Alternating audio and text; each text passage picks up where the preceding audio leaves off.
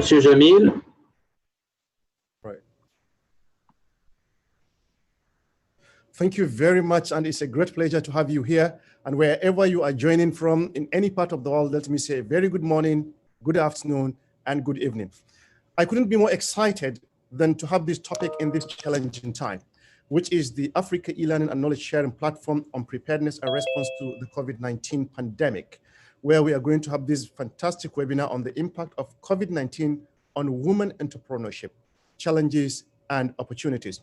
Let me state that this webinar is organized jointly by the Islamic Development Bank, the African Development Bank, the UN Women, the World Bank, and a number of our partners. And we are grateful to them for making themselves available and also for being active participants in this interesting webinar. As I said earlier, I couldn't think of a better time because there is a very interesting saying which says that a man can build a magnificent home, a magnificent house, but only a woman makes it a home. And therefore, the impact of COVID-19 on women is a very serious issue. And I believe there has to be a very serious preparation in order to see that post-COVID-19, we go back to, I don't know, the new normal or whatever. We have an array of speakers and keynote presenters and discussants. And without wasting much time, I would like to go through the program and with opening remarks from the Director General of the Global Practices here at the Islamic Development Bank, Mr. Amadou Thiano Diallo. Mr. Amadou Thiano Diallo is a longtime veteran of international development. He has worked at the African Development Bank. He was a manager at the African Development Bank. He has worked in Mali and many parts of Africa. He holds BS in mining engineering from Polytechnic Institute of Conakry, and he brought a couple of other MBAs and other master's degrees from the United States. So it's my pleasure to invite Mr. Amadou Thiano Diallo to give us the opening remarks. Thank you, Jamil. It's been a long time. It's always nice to see your face from time to time on these webinars. Thank you again for accepting to organize moderating this webinar. Mr. Wendy Teleki, head of WIFI Secretariat, Mr. Mohamed Nasiri, UN Women Regional Director, Asia and Pacific, Mrs. Amel Hamza, Manager Gender and Women Empowerment Division, AFDB, Mrs. Chandra Khan, Chairperson Commonwealth Women Parliamentarian, distinguished guest and participant. Good afternoon from Jeddah, Kingdom of Saudi Arabia. It is with great pleasure and honor to welcome you all to this webinar on the impact of COVID-19 on women entrepreneurship, challenges and opportunities, organized by the Islamic Development Bank, the African Development Bank, and the United Nations Entity for Gender Equality and the Empowerment of Women, UN Women. This webinar is the 7th event organized under the e-learning and knowledge sharing platform on preparing for and responding to the COVID-19 pandemic, launched by the Islamic Development Bank Group and its partners to facilitate the exchange of knowledge and expertise to combat the COVID-19. At the Islamic Development Bank, we believe that all our member countries, indeed, besides providing financial resources to our member countries, we facilitate sharing of knowledge, transferring of technical expertise, as well as developing human and institutional capacities. The reverse linkage mechanism introduced by the bank is one of our tools to promote South-South cooperation among our member countries with the aim of achieving sustainable development result. Under the e-learning platform, the bank and its partners have organized so far 6 webinars targeting African member countries, 5 webinars on health-related issues such as COVID-19 patient management and paramedical and social aspect of COVID-19, and 1 webinar on challenges and opportunities facing South-South and triangular cooperation in the context of COVID-19 crisis and the role of technical cooperation agencies. These webinars were viewed by more than 16,000 people from 55 countries, member and non-member IDB countries. Today, I'm delighted to kick off the 7th webinar, which is organized in partnership with the African Development Bank and the UN Women, whom I'd like to thank for their tireless effort and dedication to make this event a reality. We are here today to discuss the impact of COVID-19 on women entrepreneurs. Previous pandemics have taught us that the crisis is likely to disproportionately impact women and girls, as they are generally subjected to more economic and social vulnerable situations. The Ebola crisis impacted negatively women, who constitute around 70% of cross-border traders in the Mano River Union, Guinea, Liberia, Sierra Leone, and Cote d'Ivoire.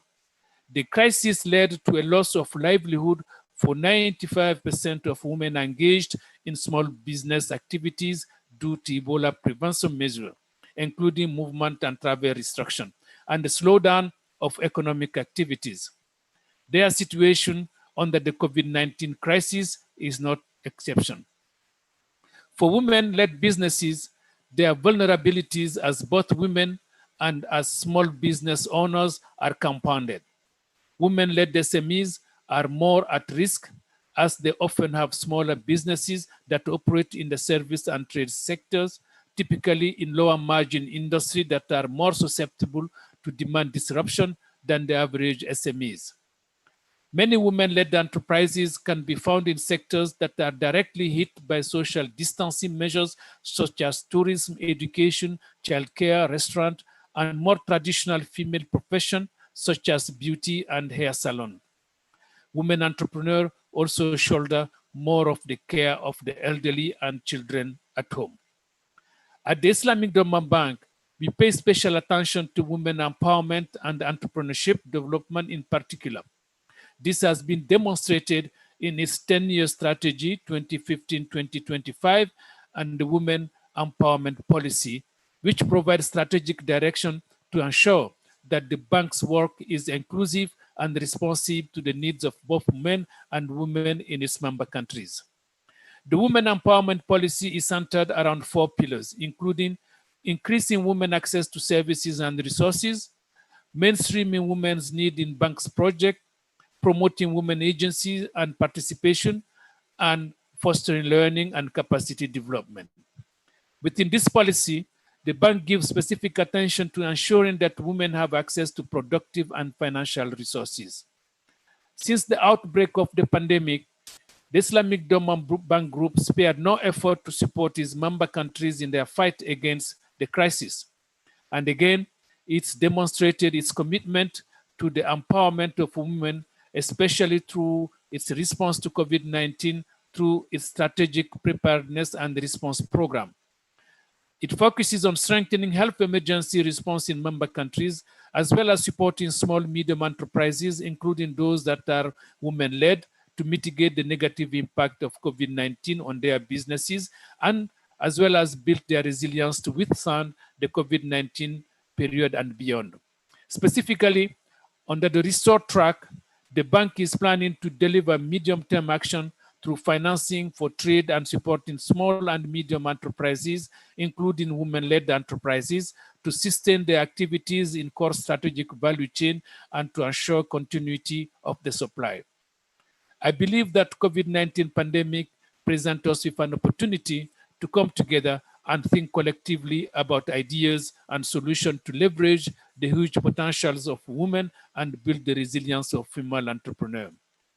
Through this 2.5-hour webinar, we'll hear from government, UN agencies, multilateral development bank, and most importantly, the women entrepreneurs themselves on the complex challenges facing women entrepreneurs worldwide from different perspectives and how to seize the opportunities ahead of us. In addition, this webinar will serve as a platform to exchange the best practices that work for women entrepreneurs from all over the world that can be shared with member countries of the bank. Ladies and gentlemen, COVID-19 has profoundly changed the way we see women empowerment. Now it's up to us to decide whether this is an existential threat or the opportunity of a century to redefine the role of women in our societies and economies. Therefore, let me take this opportunity to thank the distinguished speakers who accepted our invitation despite their busy schedule and time difference to share with us their wealth of knowledge and expertise in a very important topic. In closing, I would like to remind all of us that, and as well as the colleague on the, it's important that we focus on what is important for women in our member countries. And in the end, I would like to thank the colleagues at Women Empowerment and Reverse Linkage Team, as well as Regional Hub of the Bank, Rabat, and our partners, the African Development Bank and the UN Women, for dedication and hard work that brought together a diverse group of speakers to enlighten and educate us about how we can better support women entrepreneurs during the COVID-19 period and beyond. I wish you a successful webinar, and I look forward to the outcome of this important gathering. Thank you very much.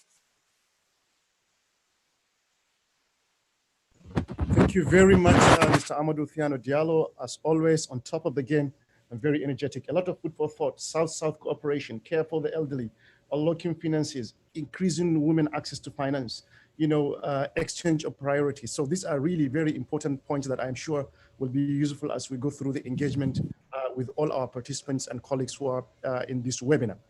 Next is our keynote speaker, who is the head of Women Entrepreneurs Finance Initiative, WIFI, which is housed at the World Bank.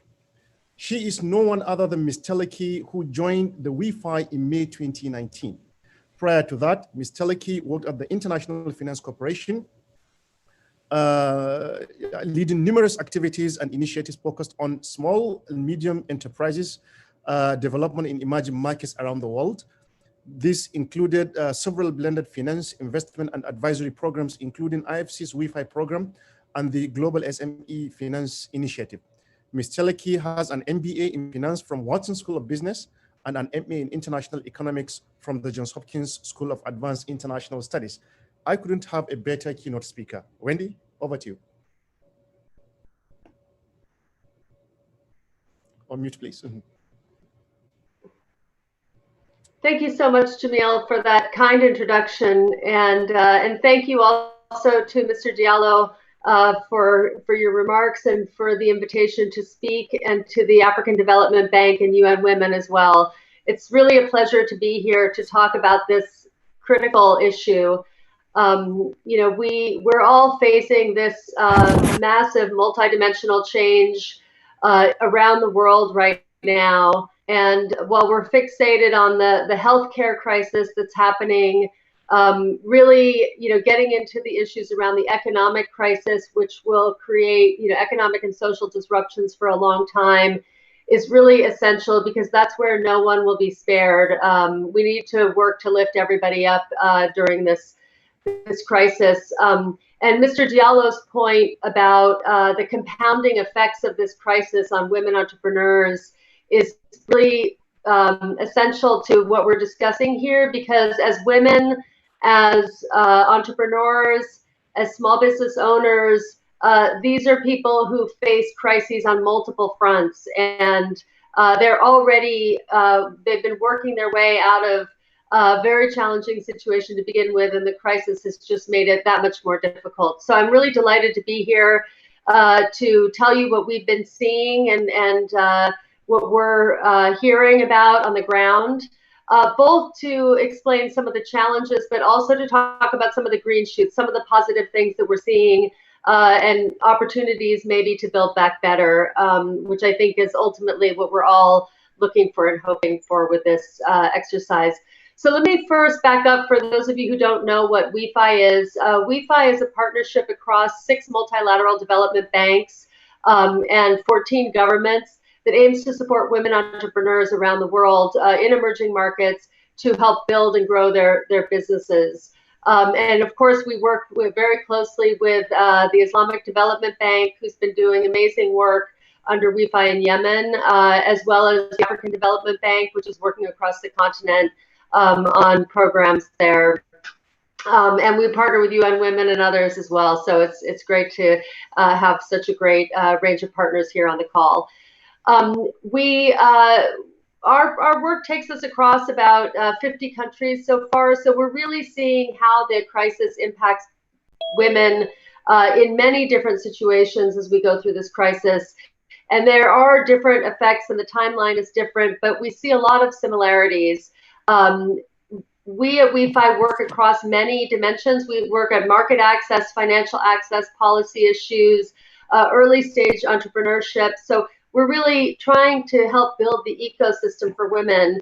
And I think what we've been seeing is, to date, we've seen progress, and we're worried about seeing that set back as a result of the crisis. So, you know, we know that women already are unequal in terms of labor force participation, legal rights, the wage gaps, the financial access and financing gaps. There's really massive gaps in all of these areas.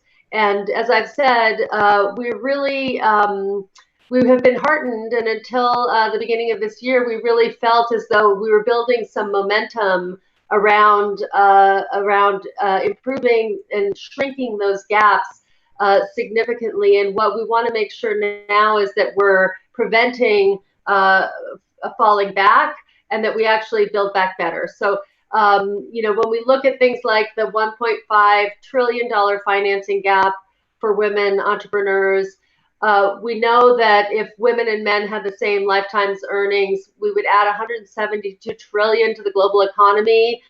So there's very, very significant economic impacts at stake, and helping these women really overcome the challenges that they face today is going to be important, not just for their own businesses and their own households and their own livelihoods, but economically as a whole, to make sure that we have full participation in economic growth around the world as we recover. What are we seeing today in terms of how women are impacted by the crisis?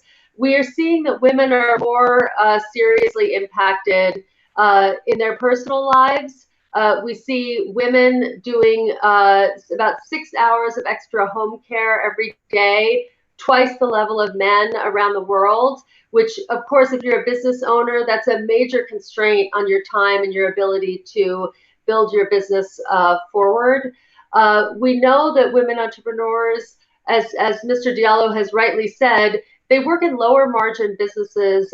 They work in industries like service industries, tourism, that are hit harder by the crisis. And so we've seen a very disproportionate effect on women entrepreneurs than on men in many of the data that's starting to come out of the crisis. And I'll just give you a couple of examples.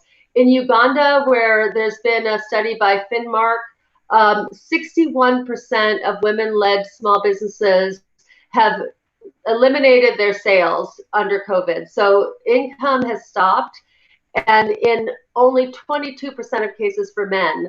So most of the women-led businesses are ceasing to operate, whereas the male-owned businesses are continuing with some droppage.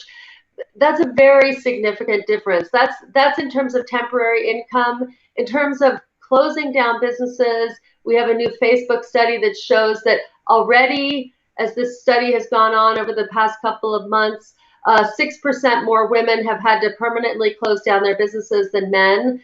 And so we do see that these are really having a deep impact on women. We also are seeing that with these stimulus programs going out, some of them are trying to reach small businesses. And we know that in many countries, women are not accessing stimulus funds or relief programs at the same level as men. So if governments have programs to provide guarantees, lending, grants to small businesses, because women are traditionally disadvantaged, they continue to be disadvantaged with these new funding programs that are going on. So finding a way to make sure that the distribution of these programs is equitable is really critical, and something that we call on all bilateral, multilateral participants and governments to really make sure that the targeting and the tracking of data on where these funds go captures whether women are getting the funding or not. I just wanted to pivot quickly to also the question of technology, which is essential. We've also been holding our own series of talks called We Talks, and we've focused a lot on the digital realm, because we know that for all businesses, they have to move online. It's essential now, and there's two components of that. One is being able to sell online and moving your business online, your marketing online and sales online. And women, because they are, there is a digital gap. There are fewer women who have mobile phones, who have internet connection through their phones, who have data. They are less likely to be able to access some of these digital technologies, and they also look for training. Now, the nice thing is, what we see is women are more open to asking for help and getting support, reaching out to potential networks and others online. So we're seeing some really positive elements of the networking effect under COVID with women, where actually the propensity to reach out for women is higher than men. So I think that gives them an advantage at this point in time.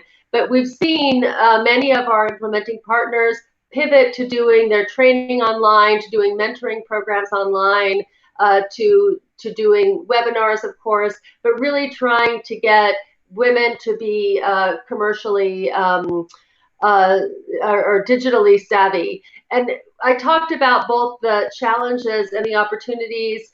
We are seeing women who are taking advantage of these opportunities. And I'll give you an example of a firm that's an investee of a fund that IFC works with in Pakistan, where they've been doing tutoring for math, for children for math. And they've been able, through the crisis, to really pivot to doing everything digitally. And because they had a distributed tutoring model, they were able to use technology to really quickly support a problem that all of us are facing. And as a mother, I can tell you, we're all facing this problem of how do you teach your children online? And they've been able to take advantage of that. So I think there are opportunities to really help women build the new businesses of the future, the unicorns of the future. We know that unicorns come out of crises, and those businesses that become the future of digital technology often are generated in crisis and come out of crisis. So we want to make sure that we're identifying those women-led businesses that can be the future unicorns through the support programs we do with accelerators, incubators, funds, etc. So that's something we want to make sure we're keeping an eye on the positive.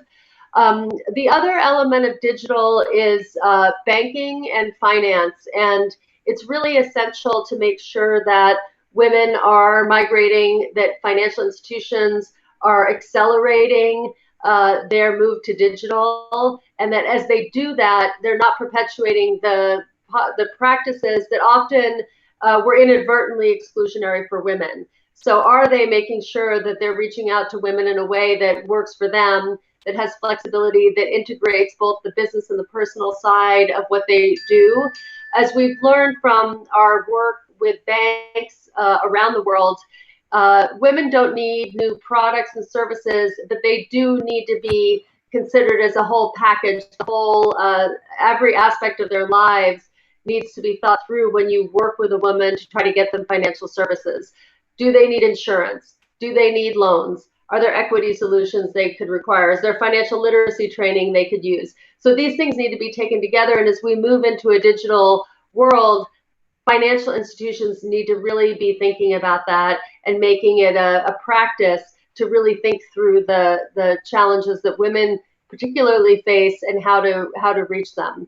So we see a number of financial institutions, and there's been other webinars with great stories about Santander Bank and many banks around the world who are doing very interesting things online. And we want to see more of that. And a key issue of that is making sure there's tracking. And just before I end, I'm going to circle back to that issue about the emergency relief programs, stimulus programs, because it ties also into just the regular business that financial institutions do. If we're not tracking that information, if we're not insisting that our financial institutions tell us and disclose how many women they're reaching versus how many men, we'll never be able to see whether we're making progress or whether we're going back. So it's critical as we work with our partners that we insist that they try to track that. It's not always easy, but we really want to make sure we can see that we're making progress and not moving back. So that's a very important part of what we like to advocate for at WeFi. And we know many of our partners here are also big advocates for that and for all of the different things that I've spoken about here today. I know many of you who will be speaking have a lot more, specific information about specific markets and countries and examples. So I'm really looking forward to hearing more about all of those experiences. And thank you again for having me on this webinar, which is really timely, and I'm really grateful for the opportunity. Thank you so much, Wendy. I couldn't thank you enough. And I can feel that really you are doing quite a lot. Working in 50 countries is really quite a huge task. You have raised a number of issues, setback in wages for women, working extra hours than men, and a number of issues. But there are two things that really attract my attention even before we go to the Q&A later in the program. I want to pick your thoughts on that. And this is the issue of the digital inequality that you have highlighted. And especially in this age of COVID-19, look at it. Digital, leveraging the digital, opportunities that we have is one of the things that even make it possible for us to have this webinar. Many people are not fortunate, including women, to have access to these digital technologies. So from your perspective as a development expert, how do you see, or what do you think the MDBs, the multilaterals in particular, can do, UN, Islamic Development Bank, African Development Bank, to address this issue of digital inequality so that more women can have access to excellent technology that will make them, promote their businesses? Mm-hmm. Thank you. Thank you very much for that question. I think the digital question, again, there's a challenge and there's an opportunity. I think one of the really positive things that will come out of COVID is that we have leapfrogged in terms of access and adoption of technology. Many people who've been working on digital technology for years, if not decades, have bemoaned the slow pace of adoption of payment and trade and other things digitally, and this will change all of that. So we do see more adoption. We do see more access. We do see people realizing that this is a basic infrastructure element that is going to be critical for inequality and poverty and whatnot. So there's many things to be done. I'm not an expert on digital technology, but certainly the regulatory regimes need to continue to improve so that the cost of accessing technology, accessing data can decline. And also, again, just like with financial institutions or corporates, digital technology solution providers need to really be thinking about how do women experience digital differently? What extra training might women need that's different from the training that men would need? And how do they use technology? So women are more likely to share technology. They're more likely to borrow or take a handheld from somebody else. So how do you create solutions that allow for the female experience and really helps them adopt equal or even greater levels than men? So there's a lot to be done, both on the policy side, on the digital access side. And I think the plus is that there's a lot of momentum now. So it should be easier to bring policymakers and the practitioners together. Excellent, excellent. And I'm glad that actually our next speaker is actually into the policy making side. Even some of his degrees are in the policy making side. So thank you very much, Wendy. We'll definitely need you. I have other questions about the financing gap and other issues from your presentation. It was quite rich. So hopefully we're going to have a discussion about that.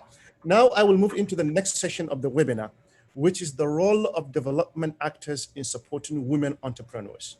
And this is quite key and important. And our first speaker in this session is Mohammed Nasiri, who has been recently appointed as the Regional Director of UN Women for Asia and the Pacific. From 2015 to 2018, he was the Regional Director of UN Women in the Arab States. He was the Regional Director of, from 2012 to 2015, Mohammed Nasiri was the Deputy Regional Director for UN Women in the Arab States. Mohammed has extensive experience in the region and in gender and development issues. Prior to joining the United Nations Women, Mohammed was the Deputy Director of UNDP in Yemen, where he supported the country in the formulation of its gender strategy and the gender responsive budgeting process. He has worked in Kuwait, in Iraq, in Syria, in Lebanon, and in Cambodia, dealing with a number of issues from human trafficking to ethnic cleansing.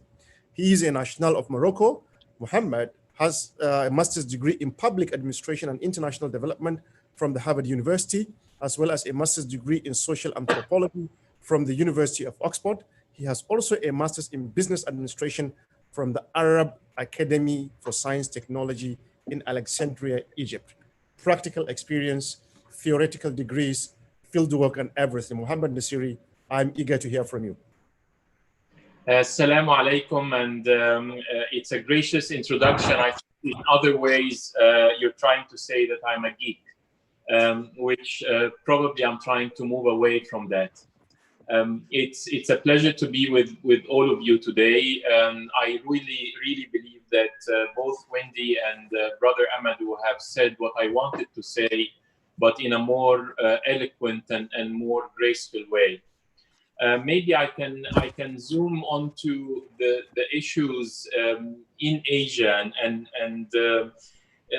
it is unfortunately a region where you had some of the fastest and highest growing economies in the world, but it is the continent, it is the only region where women's labor force participation rates have been stagnating or even decreasing. And it's estimated that closing the gap in economic participation and employment could add up to $3 trillion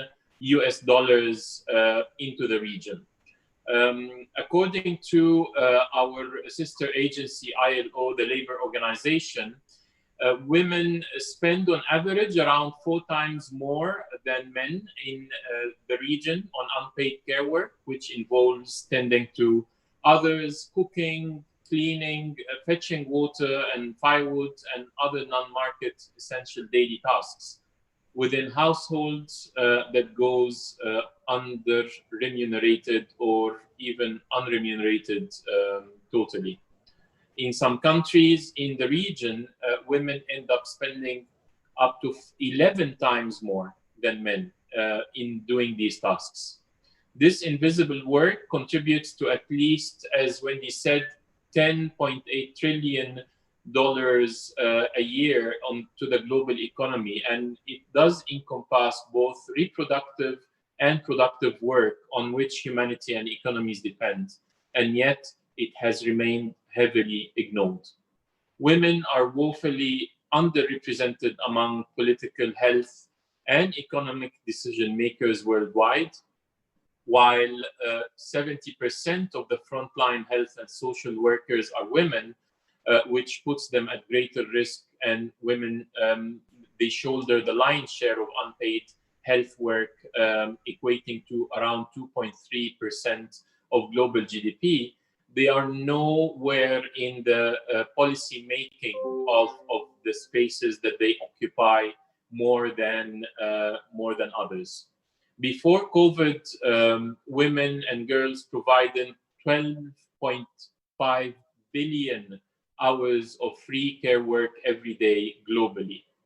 The sharp disparity is clearly visible in South Asia. Women in India spend 10 times more on care work than men, both in urban and rural settings. In Bangladesh, women spend nearly thrice the time men do. This arrangement of all work and no pay while fueling economic growth has deprived women and girls of time and resources for education, skill development, or for gainful employment. Unpaid and underpaid care work, a driver of inequality, has always left women with precarious jobs, insecure incomes, and no social safety, marginalized to the informal economy. Research confirms the severe impact on small and micro enterprise and the particular vulnerability of women-owned enterprises.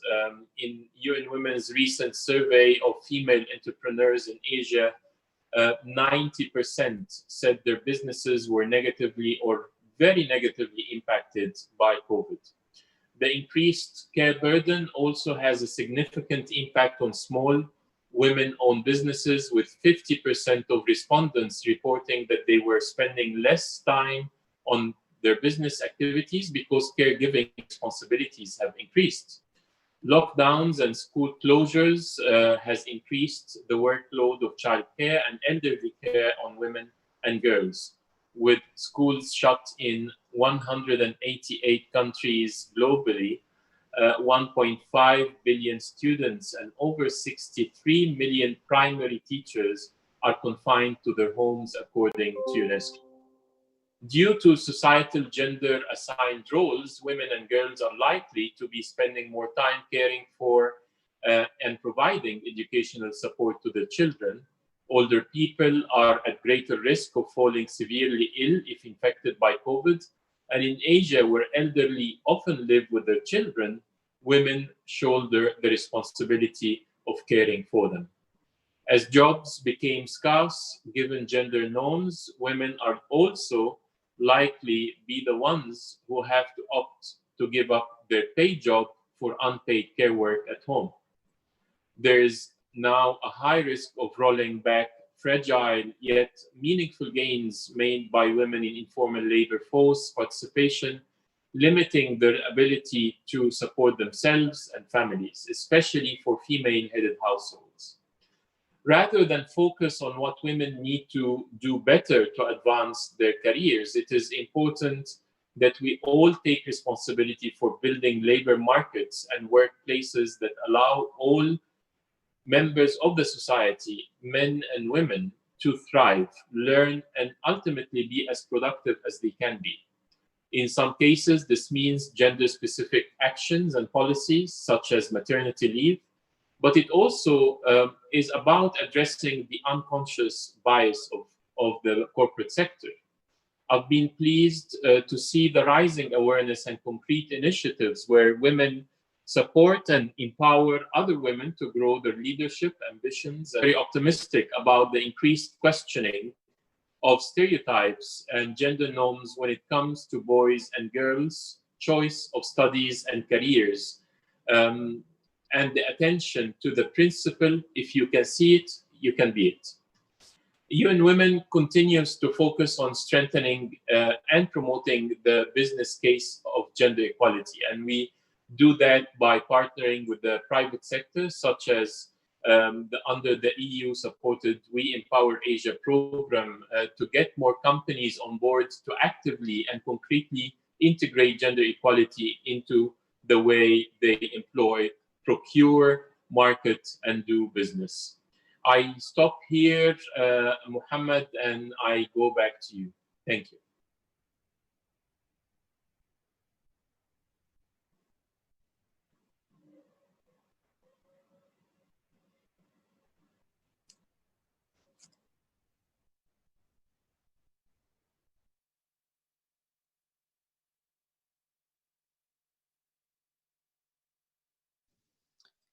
Oh, sorry. You are muted.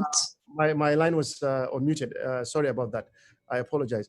So what I was saying, you raised a very important point towards the end, which touches on the issue of employment, procurement, and other issues like that. Any success story or anything that you can hint to us that gives you additional hope about women inclusion, especially when it comes to entrepreneurship? Absolutely, I believe that the corporate sector is really getting to know that it's not only the right thing to do, but it's also the smart thing to do. And they have been applying policies to encourage women to not only be part of their human resource makeup, but to be also part of their value chain. We're working with companies like Unilever, Procter & Gamble, Tencent, Alibaba, and fast retailing, Uniqlo in Japan, not to have only more women working in their own companies, not only as technical experts, but also as medium and senior leaders, but also to have in all their value chains, in the factories, in the providers of garments, of raw material, that there are women who are part of that value chain.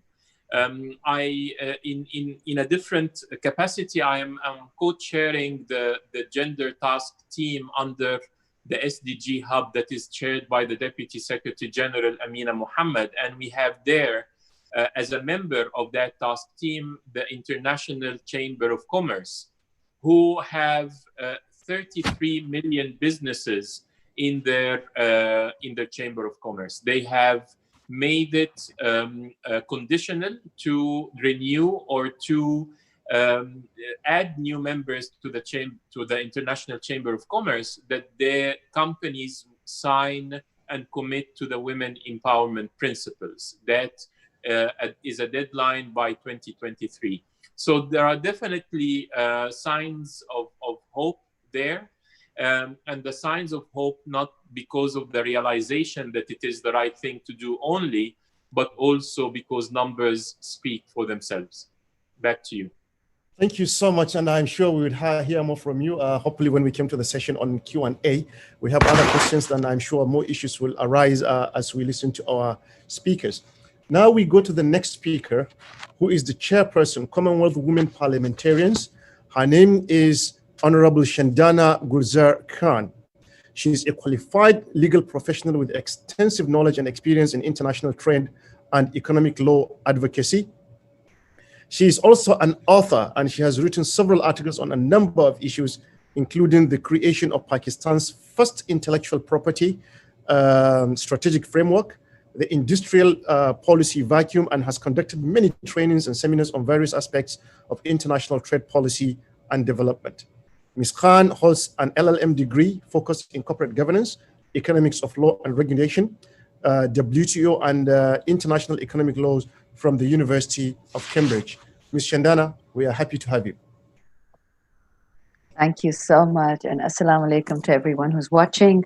I've heard some pretty incredible presentations, discussions before this. I'm aware that I was supposed to also send in my presentation, but I hope you'll forgive me that I'm a first-time legislator, and the way things are going, probably last-time legislator. I'm from the private sector. I'm a trade practitioner, and the way things are, post-COVID life is exceptionally difficult for developing countries, for developed countries, for everyone. The only good news that I can share from Pakistan is that, alhamdulillah, our curve has flattened despite being a country which is not under a strict lockdown. And perhaps this is where I'll segue the discussion today. Our Prime Minister, from the day that our first corona patient was discovered or announced, was 26th of February 2020.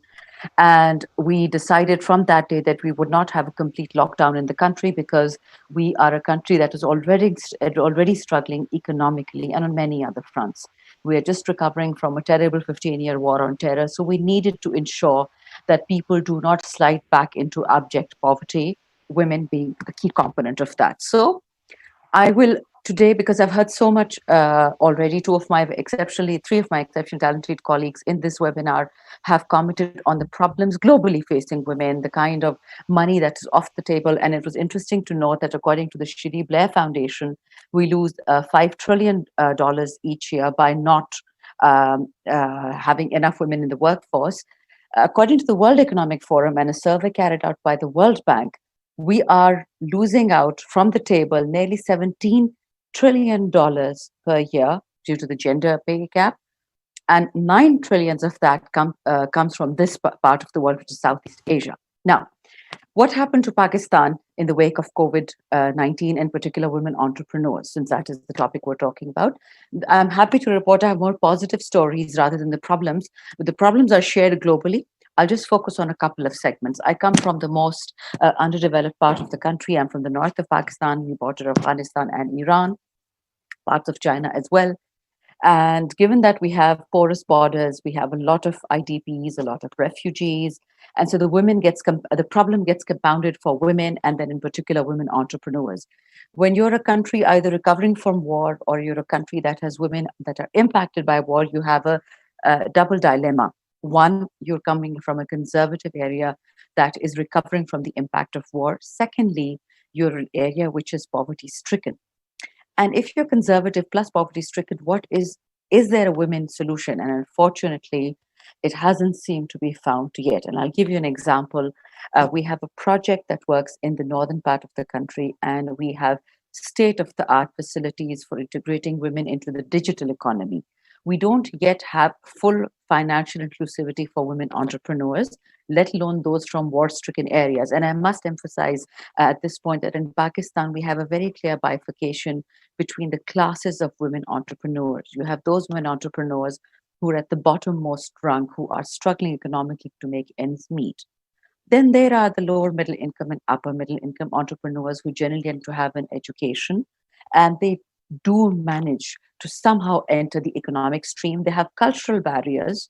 They may or may not have legal problems, but they do have cultural problems. And then, of course, there's the women at the top, which is a very select group of women who are either bankers or large-scale manufacturers. But then that's 1% of the country. And we're not talking about those today, at least in my discussion. That's not to say that COVID hasn't impacted them. They have employees, but they've done rather well in that. I would share in the good stories part. So to continue where I was, I'm going to talk about the lower middle income women entrepreneurs and the lowest middle incomes, lowest income strata, which have been hardest hit. In this particular part of Pakistan that we call Bajawar, we have labs set up, digital labs set up for the women to give them digital education, to bring them into the e-commerce stream, to bring them into the financial inclusivity stream. And yet those labs, those offices remain empty because of two issues: community, communications, and mobility. The men folk culturally do not allow the women to participate in economic decision-making, economic streams, or economic opportunities. I don't know how much time I have, but please do stop me when you think I've gone too far ahead. To explain, this is the basic most problem we have. Then, the second problem we have is the SME, the micro, small, medium enterprises problem. These women are either working out of their homes because they don't want to break the cultural taboos. They want to be able to contribute to their homes, but they're not able to leave. Surprisingly, the lockdown, which was imposed by the government, the partial lockdown, and the cultural taboo that they face, being unable to leave the home, has made them a safer group. They were not impacted by COVID. They and their children stayed safe. The men were also not working, so they stayed at home. And interestingly, by and large in Pakistan, our rural centers are corona-free, where our urban centers, people who work, have more corona. Now, the third strata of women who have been impacted the most, and this is the saddest, are these middle-level entrepreneurs, women who own beauty salons, women who own marriage halls, women who own, Pakistan is famous for textiles, for handmade embroidery, for, we're not a country that has a Zara or an H&M. We have custom-made textile houses, and every woman has the freedom to run a textile operation from her home. It is the best way to make an income. In fact, 60% of our exports are derived from textile exports, whether it's bed sheets or it's laundry items, or whether it's beautiful T-shirts or it's embroidered jeans, embroidered everything. This is a country that specializes in that. Now, what happened to those women was that because this is a service-led industry, we're no longer talking about goods production, we're talking about service-led industry. This has suffered the most, because in order to ensure that the corona spread is at a minimum, we've had to shut down these enterprises, which are by and large women-led, women-owned. It was a woman's safe space. And now this government is in a dilemma. What do? We have effectively shut down most businesses which are women-led and women-run. So the solutions we provided are interestingly not directly proportional to the problems. We have come up with solutions which are general from the top. They are umbrella solutions. They are not specific solutions tailored to mitigate these problems. That will be the second phase of what we do. Unfortunately, in Pakistan, what we've done is 10 years ago, nearly 10 years ago, it was a very great democratic move. We devolved many powers to the provinces. For instance, agriculture, food, industry is now a provincial issue. But we also devolved women's rights, whether as entrepreneurs or other health or human rights issues, to the provinces. We don't have a central mechanism now for monitoring whether those women's rights, whether entrepreneurial rights, economic rights, health rights, are actually being implemented. There's a gap right now, a monitoring gap, and that was only discovered in the COVID pandemic. So now This opportunity, this pandemic, this horrible disease which has enveloped the world and women in particular, we are now using it as an opportunity to fix what we didn't know was broken. Finally, coming to the solution part, this is the good news. Firstly, the corporates have managed much better for the 1% of women entrepreneurs in the country. The corporates have managed much better solutions for working women, for heads of organizations, for women running big businesses. They've managed to get loans from our state bank. We've got COVID loans. We've got funds which will help them retain their employees if they have a company of 20 or more employees. If they have employees less than 50 to 20, we have separate loans for those. So the government has been active in that. The disbursement has been a problem, but we can fix that. The second problem we discovered was that the State Bank of Pakistan, we are not labeled when it comes to our payment regime. So the Amazons and the PayPals have stayed out of Pakistan, which limits women's access to financing and to export as well as import of goods. The third thing, which was good news, is that we have something called an ESAS Emergency Cash Program. ESAS means a realization or relief. And this has been mentioned by the World Economic Forum as one of the world's key programs for helping women entrepreneurs. Typically, Pakistani women are the most underbanked in the world. So 1% of Pakistani women hold bank accounts, which is a huge barrier to them entering the entrepreneurial market, getting loans, getting access to ready finance, let alone digital and financial inclusivity. Women typically don't get permission from their households to enter into banking arrangements because that means they have to leave their houses. They have to leave the cultural barrier. They have to break the cultural barrier of leaving the home. Sad as it is there. What happened now that we have something called a Kifalat program, which gives money to 4.5 million women every month to make sure that they feed their children and they send them to school, whether they have husbands or not. This money is not dependent on them having a husband or a male figure in the house. What we've done now, we've expanded that to 12 million households. And all these women, through a policy change in the government, we've done the typical banking steps required to bring women into the banking fold, know your customer, all the checks that usually a woman wouldn't do. Because they were getting cash transfers from the government, we used the Brazilian model of cash in, cash out. They didn't need a mobile phone. They didn't need a card. All they had to do was the government verified the existence of these women, their ID card numbers, and ensuring that there is no dependence on any male member of the family.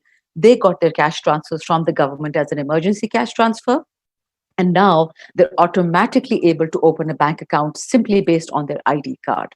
That has been the biggest boon for this country, that if women are allowed to leave this house to receive cash, they can also leave their household to get a loan to set up a business. And that is, we've broken the centuries-old barriers. Pakistan has been around for 73 years, and no government was able to do this. Fourthly, representatives, my male colleagues from the most conservative areas of Pakistan, and the reason I was late in joining this webinar, my apologies to everyone. I did not mean to be disrespectful, but I was sitting with three of the most conservative clerics from the most conservative parts of Pakistan, and we have now convinced them to bring legislation. Women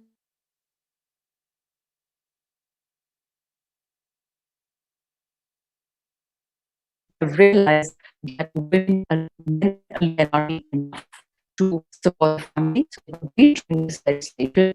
We will help them in ensuring that cultural life is easier. There is no death threat, and there's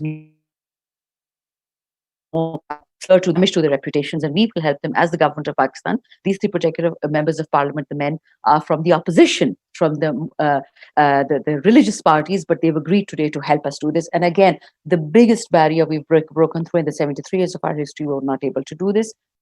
Finally, we have a Sustainable Development Goals Secretariat where I'm heading SDG 5, and I've spoken to across the party line all the men to ensure we come up with a COVID-related both legislative and overview package. Now, those are the positives from the government side. I've already told you about the corporate side. The interesting side, which I haven't yet spoken about, this is from the donor side. Both World Bank and ADB are working very closely with the government, with the private sector, with the NGOs. The ADB has announced a 50 billion package for women entrepreneurs, because in Pakistan, 70% of women work in the agriculture sector, and they do not get recognized or paid for their work, and they are not even defined as agriculture laborers in any one of our laws. Finally, the World Bank is working with our Commerce Ministry to ensure that Pakistan government will only get the funding that we require if our strategic trade policy framework ensures that women-specific, gender-specific entrepreneurial small, medium, micro enterprises are included in every stage of the planning. So there's going to be a separate policy carve out. So I'll end my little discussion on this particular point that COVID, although it has damaged the world in so many ways, sometimes irreparable damage, but the kind of opportunities it has brought up for governments to sit up and reflect on what they're doing wrong and how to fix it. This has been an invaluable opportunity, and I hope this has been of use. This is going to be replicated at some level in the Commonwealth as well, and we're happy to, whichever country is happy to discuss, we're happy to discuss in the future through your auspices to figure out what we can do for other countries. Thank you so much.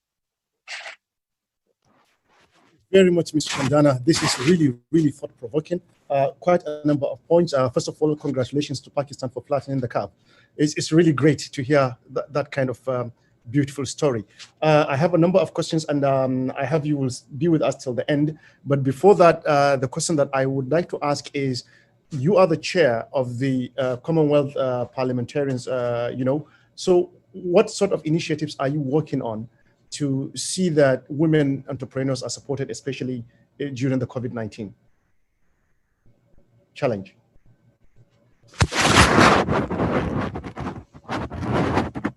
Ms. Chandana?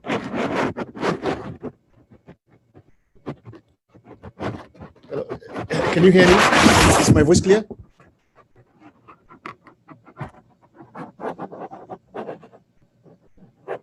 Hello, Ms. Chandana? So maybe there is technical difficulty somewhere. Yes, I'm speaking, yes. Sorry, Jameel, I just heard the last bit about the technical difficulty. I wasn't able to hear the rest of what you said. Okay, yes, I was asking, I said, first of all, congratulations for the Pakistan in flattening the curve. That's a good news to hear. We have a couple of questions, but I just want to ask you now, as the chair of the women parliamentarians, what sort of initiative or what are you working on to support women entrepreneurs related, especially in the age of COVID-19? There are other questions, but we'll come to them much later.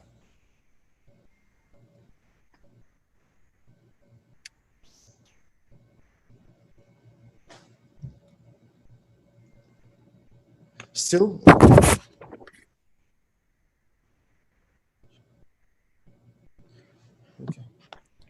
Okay. If you... Hello, Ms. Chandana, can you hear me? Yes, now I can. Now I can. Okay, excellent. So I was asking, I said at the beginning, congratulations to Pakistan for the flattening of the curve. That's a good news to hear. Yes, just thank you. Before we come to the Q&A, and we hope you'll be with us so that we can even get more interesting ideas from your presentation.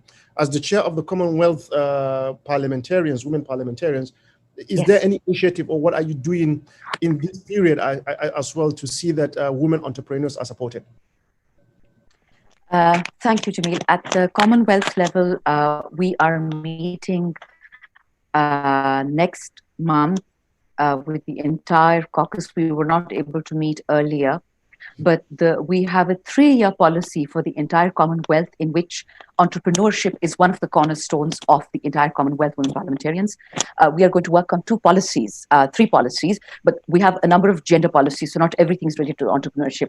One, we wanted to have by the end of the year a sort of a map of where are the members of the Commonwealth, and I don't know if you're aware of this, that unlike the IPU, the Commonwealth has provincial representation as well. So for instance, we don't just talk to federal legislatures, we also talk to provincial legislatures. So we're going to have a survey to figure out, can you hear me? Yes, very well. All right. So we're trying to figure out how many countries, because 4 of our Commonwealth members, that is Canada, New Zealand, United Kingdom, and Australia, they are far ahead of the rest of Commonwealth and some countries in Africa as well in ensuring that the right laws are in place. So we're trying to figure out which countries have the most financially inclusive laws, policies, and results, who have the most amount of FTAs, free trade agreements. I know Canada has some, which have women impact studies, who has gender sensitive budgets, and finally, the gender pay gap. So these are the 5-6 things we're doing. But because of COVID, I only assumed power in September 2019. And we started our new policy in January 2020 for the Commonwealth. And then in comes COVID and everything got stalled. So we have now plans from 2020 to 2023 and all these things are hopefully going to be rolled out by December of this year. So we'll keep in touch. As I said, happy to share all the information. We have a full secretariat in London. I'm based in Pakistan, but we have an exceptionally active secretariat and we're rolling out these plans. A lot of things we're doing jointly with IPU. We're also talking to World Economic Forum. So for the first time, the Commonwealth is branching out to other organizations, including UN Women, to figure out how we can ensure that policy makers, I've seen policymakers, we do attend a lot of meetings, and we do a lot of domestic legislation, but the international policy making, we're not all on the same page. And I think using the IPU and the Commonwealth Secretariat is one of the best ways to ensure that we have gender-specific legislation and policy making in a faster way. Fantastic. That is great to hear. And I'm sure my colleagues here who heads our women division here at the Islamic Development Bank, the UN Women, our colleagues from isDB and other places would be quite pleased to hear the initiatives that you are coming up with. So this brings me to the next part of towards the end of the beginning of the first session, which is to invite our discussant in the person of Dr. Amel Hamza, who is Manager of Gender and Women Empowerment Division at the African Development Bank. Dr. Hamza has a lifelong commitment to gender equality and women empowerment, from academia in her home country of Sudan to working with the UNICEF and UN Women, and over a decade of successful track record at the African Development Bank. She has been working on improving the lives of women and girls and gender mainstreaming for the past 3 decades. That's quite a rich experience, Dr. Amal. On mute, please. Yeah, thank you very much. Thank you, everybody. Good afternoon, good morning. We are glad to be here and we're glad to be part of the webinar. I think it's an issue that is actually an important issue for all of us as in our different setting. I think my role here is to summarize, but at the same time to highlight issues that we can take for the next step. From the presentation, the UN Women and the Commonwealth, I see that there are also similarities, but I see also there are differences. And coming from Africa and the continent in Africa, where the African Development Bank is serving, I think it is also that I would like to bring some issues that we are facing within the continent and how we have managed to at least to respond to the crisis. And at the same time, I would like to share the challenges, but at the same time also to highlight the issue raised by the UN Women and the Commonwealth. I think one of the things that we are seeing, all of us, that we have the common understanding that the crisis has really impacted women tremendously, economically and socially. And this is because of their roles and responsibilities and at the household, at society, and at the community. I think the second aspect, which is also we have all agreed that because women are, because of their situation in the labor force, as well as in the access to employment, access to resources, their situation has been really very impacted tremendously with the crisis.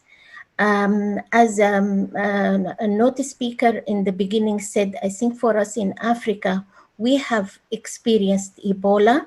And maybe this is one of the reasons that we had the experience. And but unfortunately that maybe there are lessons learned from that experience, and we should have documented better. We should have worked better in order for any crisis to come. But anyway, we are learning as we are proceeding, and because I don't think COVID-19 would be the. Hopefully, it will be the last crisis, but I think it is changing really the life tremendously, and it's changing the norms of also working norms and social norms and so on. So in response to that, as I said, I mean, because of the whole these issues of COVID-19, because of the lockdown, because of the social distancing, because of the lock of the markets, close of the borders, and so on, I think we are in Africa, and especially for women entrepreneurs, are facing tremendous challenges. The market is not there anymore. It has been closed. We are still, by the way, there are some countries in Africa and they're still in complete lockdown. Some other countries, they have lifted it a bit. So we are in the middle of the crisis. We are not in the end of the crisis, actually. Some they lost, of course, their jobs. Some women have tried to manage to whatever they have, at least to sustain them for a while. What is important in all that, I think, is first of all, we have to recognize now one size does not fit all. So we cannot have one policy, one interventions. We have to see the situation, and hence we have to react. And I like very much the examples from Pakistan. It's giving really a concrete example of a country where the socio-economic and the cultural and how the Pakistani government have managed to respond to the crisis, which is, I think, it's a positive way, which we can actually learn from that. My second point is actually, I mean, responding to the crisis, I see that there is an immediate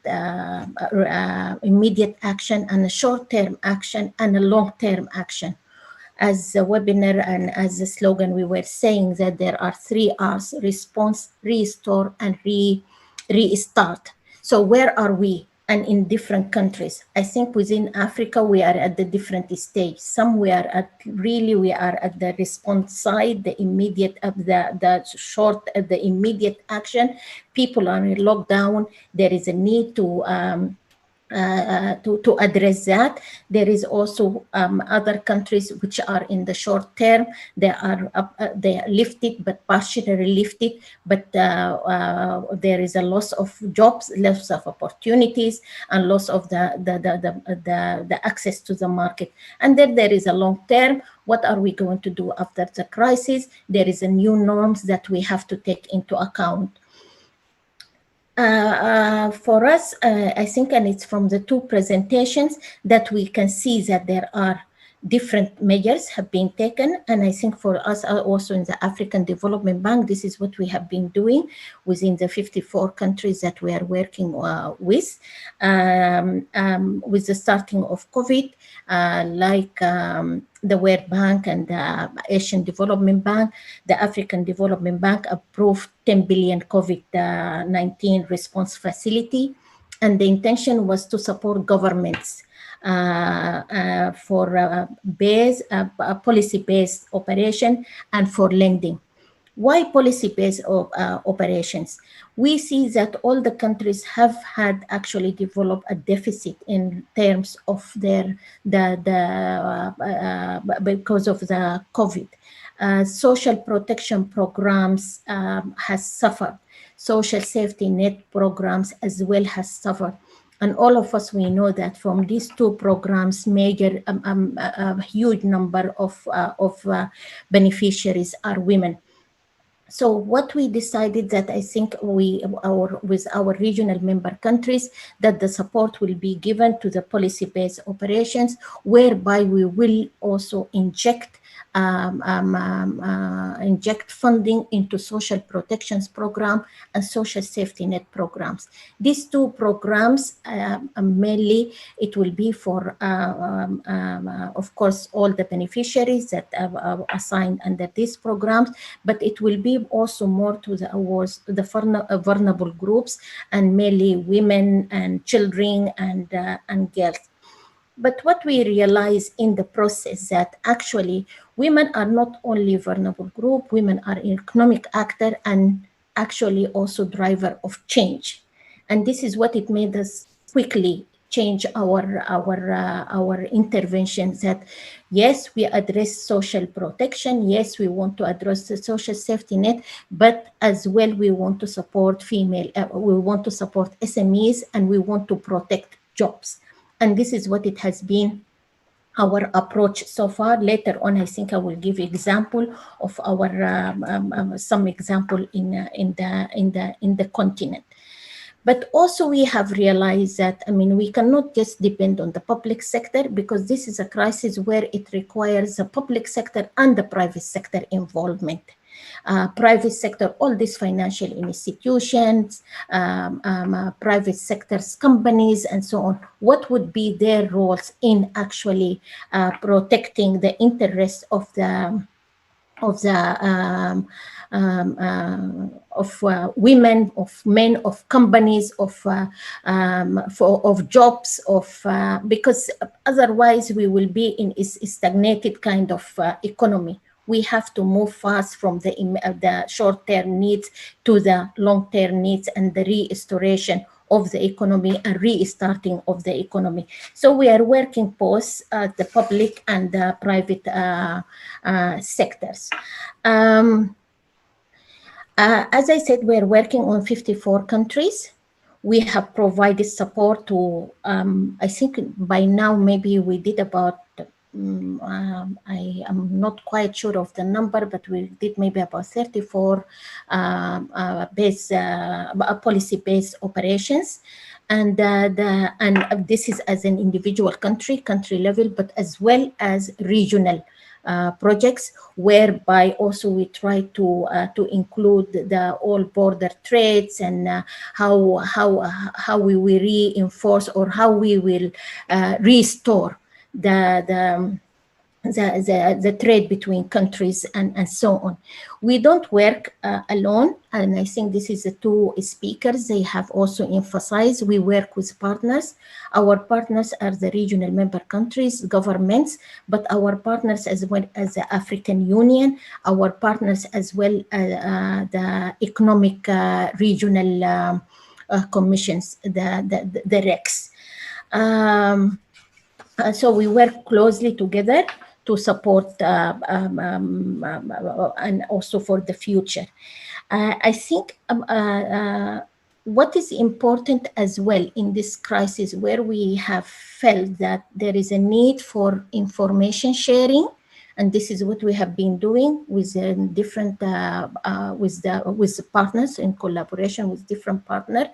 But information sharing is one thing, but the second one is the monitoring and tracking. And I think different speakers, they spoke about that. One of the things that is actually facing or challenging women entrepreneurs or women in the informal sector, is specifically in Africa, where actually women entrepreneurs are the huge number are in the informal sector, is actually we don't know the statistic is not there. The access to information is also is challenged by the confinement. We give support, but we wanted also to track this support is reaching actually the intended beneficiaries. So I think what also was important for us in each of one of our operation is to make sure that actually this monitoring and tracking is part and parcel of the operations. We need to know that actually the whatever support we are giving is reaching the intended beneficiaries. One example which was actually very good, and I think it came in the last webinar last week, if people were following on the women entrepreneurship, I think the example from Ghana, where with the stimulants and with the support and with the tax exemptions, actually women in the informal sector, now they wanted to register so at least they can access this services or can access these benefits. I think that in the long run, it's a very good, because now at least we know where are they, what sector are they working on, how we can reach them. So it's not, it's like a light in the mist. I mean, now that the informal sector, they wanted also to access formally stimulants, and then we would know the magnitude of it, because as you know, I mean, in Africa, most of the people are in the informal sector, and therefore we are losing a lot. We don't know who is who and who is doing what and how we can support and where we can support and so on. And I think this is one of the things that we can see from the different governments and their policies. One of the things as well is about monitoring and tracking, is about actually knowing what is it on the ground. Some information is there, some information are not there. So the African Development Bank with ECOWAS, the Economic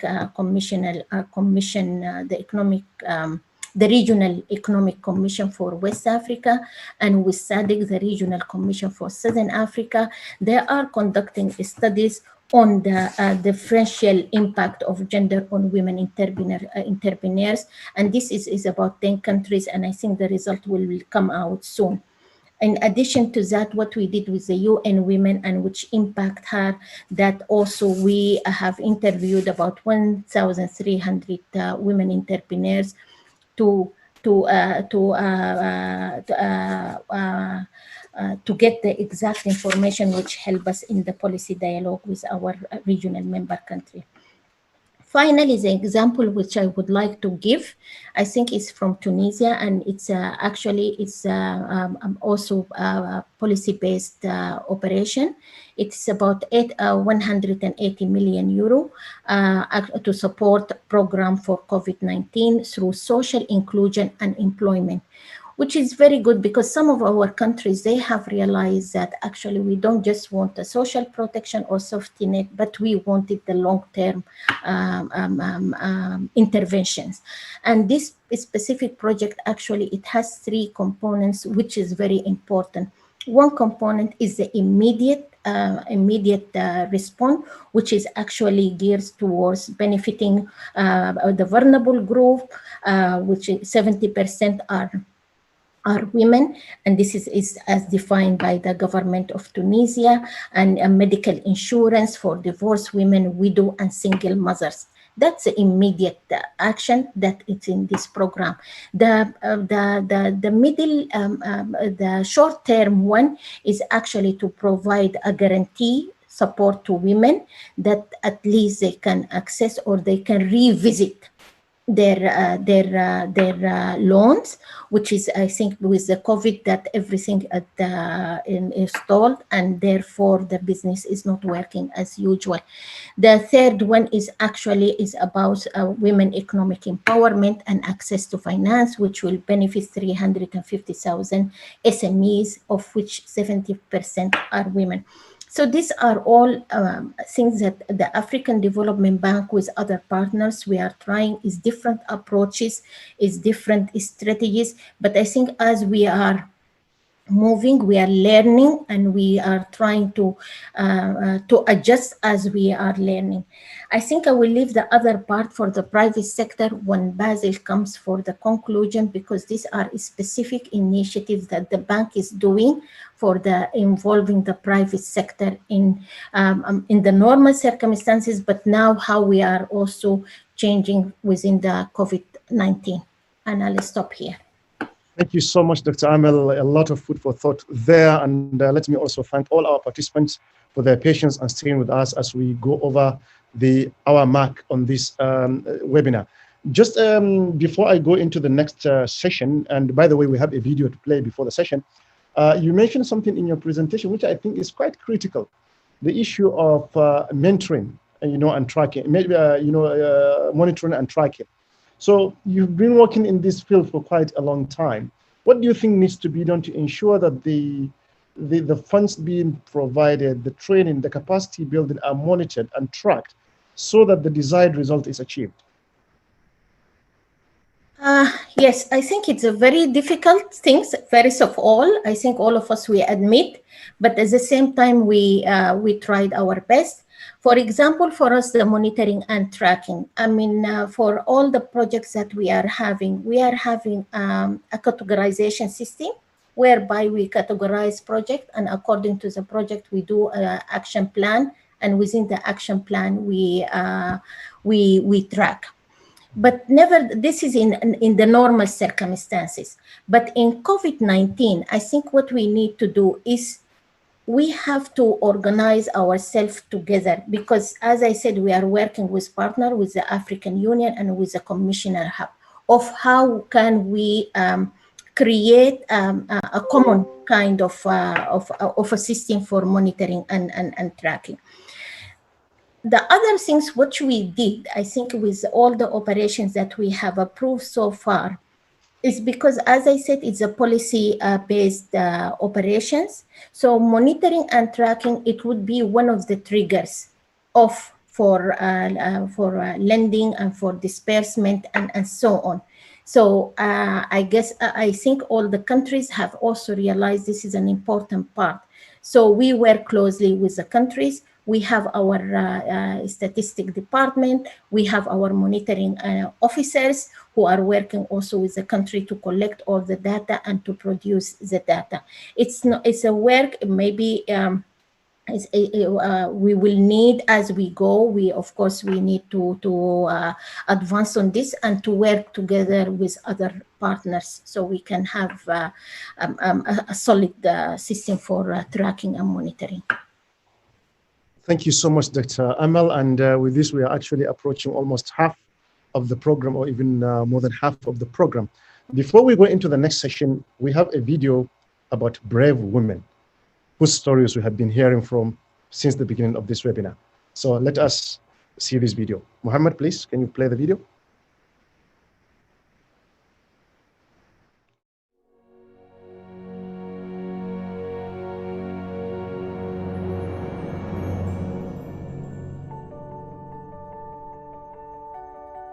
طبعا جات الفكرة من خلال العمل السابق في المستشفيات والاحتياجات للملابس للحاجات اللي تخص المستشفى بشكل خاص.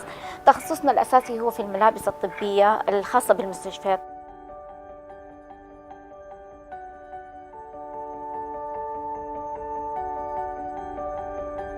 اتخذت طبعا قرار الانضمام في مشروع بريف ومن الرغبة الشديدة في انه اطور مشروعي وانه المنشأة حقي الصغيرة تصبح منشأة كبيرة وزيادة انتاجي.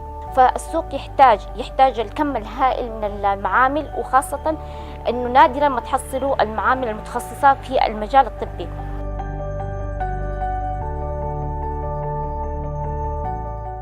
ظل الوباء اللي هو انتشر في العالم، مرض الفيروسي اللي هو الكورونا، احنا بدأنا احنا ننزل كمامات طبية طبعا بجودة معينة غير الموجود في السوق. اللي موجود في السوق هو عبارة عن كمامات عادية، لا احنا لازم نتحرى انها تكون قطنية 100%. ثاني حاجة انه ما يدخل الهواء لها او ما يخرج الهواء، هذا شيء مهم لأنه تعرفوا إنه المرض ينتقل عن طريق العطس، عن طريق السعال. هذه كلها لابد إنه وجود وقاية معينة اللي هو عن طريق كمامات متميزة. هذا الشيء. الشيء الثاني كمان عندنا بدلات اسمها بدلات الفيروسات، وهي تعمل عزل اللي وخاصة في المستشفيات اللي بيكون عندهم اختلاط مباشر مع المريض المصاب، فإحنا بنصمم لهم البدلات اللي هي العازل الخاصة بالفيروسات.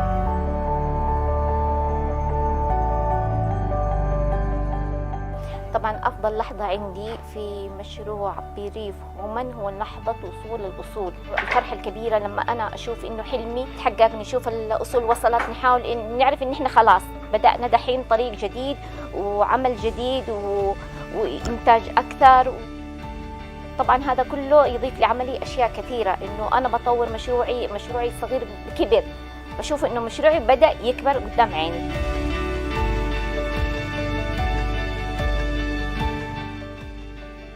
إنتاج، زيادة عمالة، التوسع، تدريب العمال على مكاين جديدة متطورة من نوع خاص.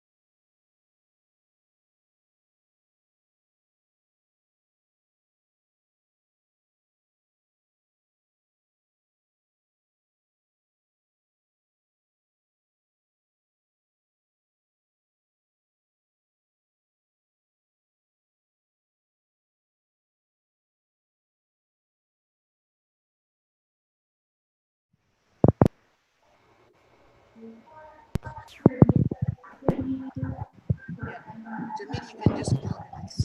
People can hear it. So once the video has finished, so you go on. Okay, so thank you very much. Let me apologize for the technical difficulty. We are using two platforms actually. So for the rest of the platforms, it's working, but for some others, it's not working. So we apologize, but I'm sure our colleagues would be happy to make the video available to anybody who is interested, because it's a very, I would like to call it a brave project, talking about brave women. So, and I do hope things will be all right. So with this, actually, I would like to transition into the next part of the program, which is building resilience and kickstarting economic growth, the role of women entrepreneurs in the private sector. And as I said at the beginning of the webinar, this is quite an interesting aspect because, as we know, the private sector is the engine of growth. It contributes a lot in creating employment. And from the examples that we have heard, even from Ms. Dana, especially the example of Pakistan, we could see that the government is trying to provide this cash transfer so that more women can engage in the private sector to develop the medium and small enterprises. So I'm quite excited.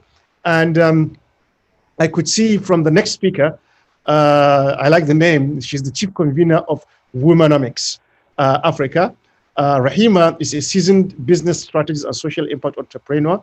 Her career of more than 20 years incorporates finance, risk management, strategy, entrepreneurship, and enterprise development, spanning a number of countries in the African continent, with clients that include governments, development organizations, and the private sector.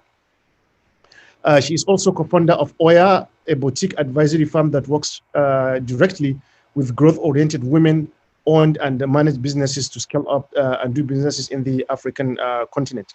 She has worked with Leadership Development Center at the University of Witwatersrand Business School as a facilitator and leadership coach and action learning facilitator. So she has quite a number of experience. She's a TED ex-licensee and curator, which is very good. And she has served in the office as a branch chairperson, as a member of the board of the Business Women Association of South Africa, and of the Ministerial Committee for Clean Energy, Education, and Empowerment. So it's quite a rich CV. Rahima holds an MBA from WBS, a certificate in leadership, and a certificate in accounting from the ACCA UK. So Rahima, the floor is yours. Tell us, what are your experiences in the next 10 minutes? Thank you so much for that kind introduction and for this platform to have this conversation. I'm so fortunate coming after such amazing speakers who've given some rich context, and the conversation that I will be leading this morning or this afternoon rather, is really on the importance of engaging in dialogues through CSOs and non-for-profits with women in business and key stakeholders. And I like to narrate it more in a flowing manner. So please bear with me in how I come across. So our current normal, a reality of a COVID-19 impacted world, brings to sharp focus the need to juxtapose two development agendas, resilience and economic growth, onto a common axis. The status quo requires us to acknowledge that for many countries and business ecosystems on the continent, we are not resilient. While we can boast that some countries on the continent are experiencing great growth, this is not the case for the majority of countries. Beyond the immediate health impact, which is still evolving, our economies were impacted directly and indirectly, where varying degrees of lockdown were enacted. Businesses large and small were decimated, and it requires no deep analysis or introspection to conclude that the internal ecosystems that existed were excessively externally dependent, superficial, and weak, with no resilience to survive prolonged shocks. The numbers for those who monitor them, and which have been reflected on earlier in the conversation today, reflects another significant truth that needs to be elevated in analysis and reflection, which is that the ecosystems that have survived are not inclusive. The least resilient businesses in this environment of significant business closures and job losses have been women-owned and women-staffed. It stands to reason that we cannot justify a kickstart to our economic growth on the same tenets that failed a significant segment of our population. For many years, those who have championed efforts to support women-owned business and business development have been met with demands to provide empirical evidence that investing in women-owned businesses makes financial sense and has significant economic impact. The emergence and unwelcome stay of COVID-19 and the implications on jobs, livelihoods, and the economy has ironically provided the very evidence and written the business case that demonstrates that not investing in the growth and resilience of women-owned businesses has crippling effects for everybody. The vulnerability of a significant proportion of the population shows us that the design and the rules of the economy we are all now scrambling to resuscitate and kickstart for growth needs to pay critical attention to the previously excluded. It is important to note that pre-COVID-19, and I'm giving an African lens, African leaders had already put into motion a contextual framework, a stimulus package for the continent's economic growth with an objective to boosting intra-Africa trade from 18% in 2019 to 50% by the year 2030. We are synonymous with having the least amount of trade amongst ourselves in all the continents. So this growth provides a tangible economic performance target around which efforts can be directed and impact thereof definitively measured. I think all the speakers before me have been speaking about the significance of having targets to measure and monitoring and evaluation. In the current scenario that is playing out, the impetus for the implementation of the free trade area as a long-term strategy starting now has never been more evident. Accelerating industrial development is key, as the vulnerabilities of supply chains that terminate or originate outside of the continent are unsustainable. With an improving infrastructure network, growing African domestic demand base, boosting manufacturing and availability of essential value-added products on demand, the prevalence of strong, competitive, regional, end-to-end African-owned value chains is imminent. With the current dynamics, however, of intra-Africa trade, the major beneficiaries of the Africa doing business with Africa agenda are likely to be large multinational companies with strong and resilient local and global ecosystems. If one is to focus on resilience, we have evidence that this resilience does not translate to African ecosystem resilience, and it certainly does not include women entrepreneurs at scale. It is on record that most trading in Africa is informal and done mostly by women. It is also on record that procurement and inclusion of women in large and global supply chains of multinationals is insignificant in proportion to the actual procurement spend on women, or in general. Notably, when business disruptions like COVID-19 manifest, and we have had others that have come along the way, it is women-owned businesses who are a minority component of resilient ecosystems that are fundamentally excluded, not just from the risk mitigation strategies, but the responses and the relief in the way that they need them the most. So in 2020, while we laud the progress as a result of and celebrate 25 years post the famous Beijing conference, there's a frank acknowledgement that there's still a long way to go on the empowerment journey. The Africa Continental Free Trade Area remains the continent's collective committed agenda on growth and the stimulus package for economic development beyond the existing crisis. So, using this as a backdrop, there's undoubtedly an urgent and immediate imperative to fast-track the inclusion of women-owned businesses at scale in existing and in new African-focused value chains as this decade's preeminent call to action. So part of the question was the significance of CSOs and civil society organizations is the reality that calls to action are usually driven through activism and through organized bodies whose focus is on bringing to bear the realities of that call to action. So while the free trade agreement is by no means the panacea for economic growth, development, and empowerment, and we do acknowledge it to be a complex ship to navigate with challenging and competing local and regional priorities and demands, we at Womenomics Africa maintain that the work that needs to happen now requires placing women at the heart of economic resilience and as core to the Kickstart strategies for growth. So why has this not happened? Why are we talking as if it's a brand new truth that we're trying to bring to bear? The sad reality is that the problem statements, which our compromised systems that need resuscitation did not address, are not new and remain true and will continue to hold true until innovative mindsets are enrolled, dedicated resources are allocated, and tangible outputs and targets are committed to. So what needs to happen practically? if we acknowledge that the free trade area is the stimulus package available, we can argue that the efforts should focus on strengthening and creating new realities of economic highways, which encompass countries, industries, and value chains that traverse geopolitical boundaries, that are designed and driven by women, with women, and for women, unlocking significant value for women and the continent. We have to design for resilient and sustainable inclusivity, which means we have to adopt a new vocabulary and a new lexicon that challenges a traditional, a pedantic economic transition and responds to the realities of a fast-paced global playing field. We need to address the key barriers to women's inclusion, engagement, and reward.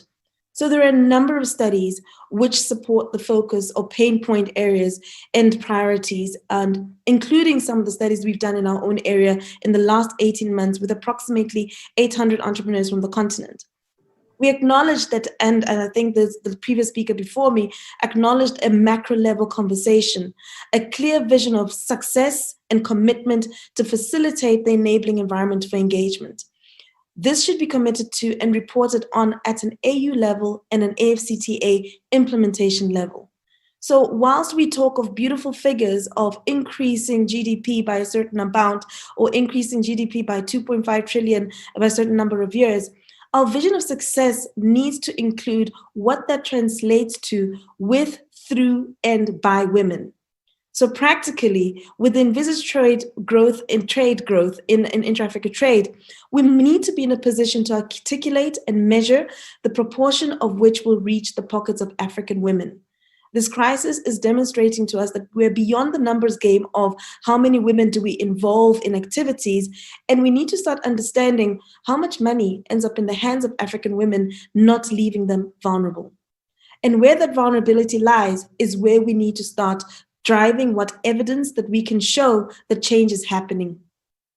For us at Womenomics Africa, we believe that at the heart of this, and as previous speakers have mentioned, there needs to be a monitoring and measuring mechanism.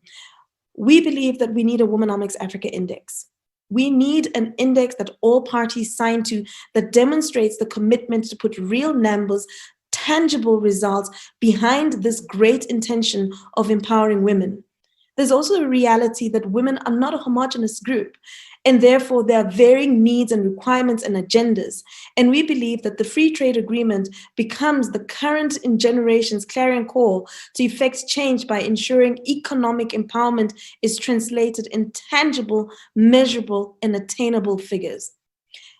This status quo needs to change, and we believe that an index will identify the different areas of trade facilitation and participation, and is one that is actually signed at the highest levels of state management, but also a commitment towards tangible targets that will reflect a real commitment to reflecting a different change in intra-Africa trade. The second reality, beyond that which is creating an enabling environment through the policy environment, is the private sector play, and appreciating that the private sector plays a key role in connecting and facilitating access to the following. We know from experience that what is lacking for women entrepreneurs to participate more meaningfully is access to information in the form of actionable and commercial insights and opportunities. The current Secretary General of the FCTA speaks of looking into tech-based trade facilitation platforms. We all understand the current challenges of having a tech-based platform, but we also appreciate through COVID-19 the ability to accelerate and go beyond the current barriers to facilitating women's access to technology. But beyond these platforms and insights on regional opportunities, we need access to the value chains. What has been demonstrated is that part of the challenges we're facing is not a lack of opportunity, but a lack of will. The current border closures due to COVID-19 still allowed for the facilitated movement of health-related products along corridors. So it is clearly possible to design fast-moving, and what we're not calling them corridors, economic highways for certain goods and services.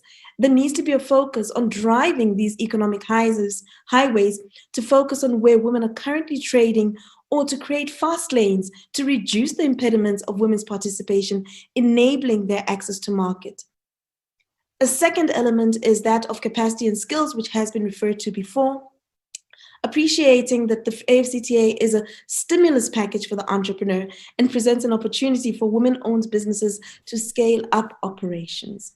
The scale-up operation is fundamental because a lot of conversations that have happened around women are always about supporting the women entrepreneur and tend to focus on the startup and low-growth areas. There's an opportunity, and what is definitely evident through the gaps that we've experienced now is that the opportunity to scale up operations has never been more imperative.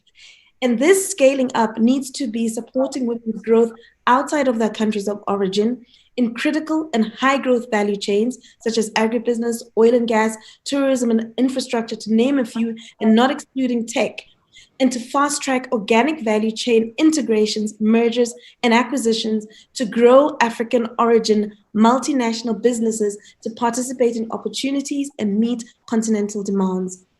It is worth noting that this missing middle of growth-oriented women entrepreneurs who fall between the gaps of funding and development support are quick win areas of focus, and a concerted area of identifying and working these should be on top of the agenda, with different strategies for various tiers of entrepreneurs and enterprises. But this missing middle has been in business for a very long time, understands the landscape and less risk investment area. So speaking of investment area, the third point of 4 is one appreciating that innovating funding and creative capital and capital fund management is definitely a requirement. Where growth has been possible, women entrepreneurs, some of the critical barriers that they're facing to enterprise growth is access to capital and the rules of capital once they get it. So while traditional banks are not the answer, it goes without saying that we need more funds under management by women-owned fund managers. They exist, they need more funds under management, and they also need capacity building to support the scale of investment this should be unlocking. Where models have proven exclusive, there is an opportunity to design alternatives, and these funds under management require latitude and flexibility to explore innovative solutions. The life cycle of engagement of funds disbursed to women needs to extend to support pre-investment readiness, development, and advisory. And finally, there is a need for increased investment in ecosystem resilience management. Women-owned businesses need greater access to and participation opportunities in existing integrated value chains that bear less risk. This should be the focus of the enterprise supply development efforts.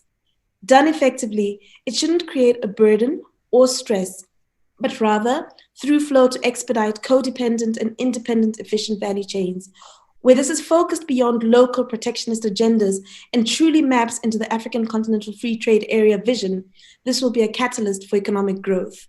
So as the president of the AFDB is quoted as saying, when Africa gets the issue of women right, it'll finally have gotten its development right. We at Womenomics Africa add a line to the statement which reads, Africa's economic future and sustainability founded on ecosystem resilience will be possible if women are at the heart of an inclusive growth strategy. I thank you.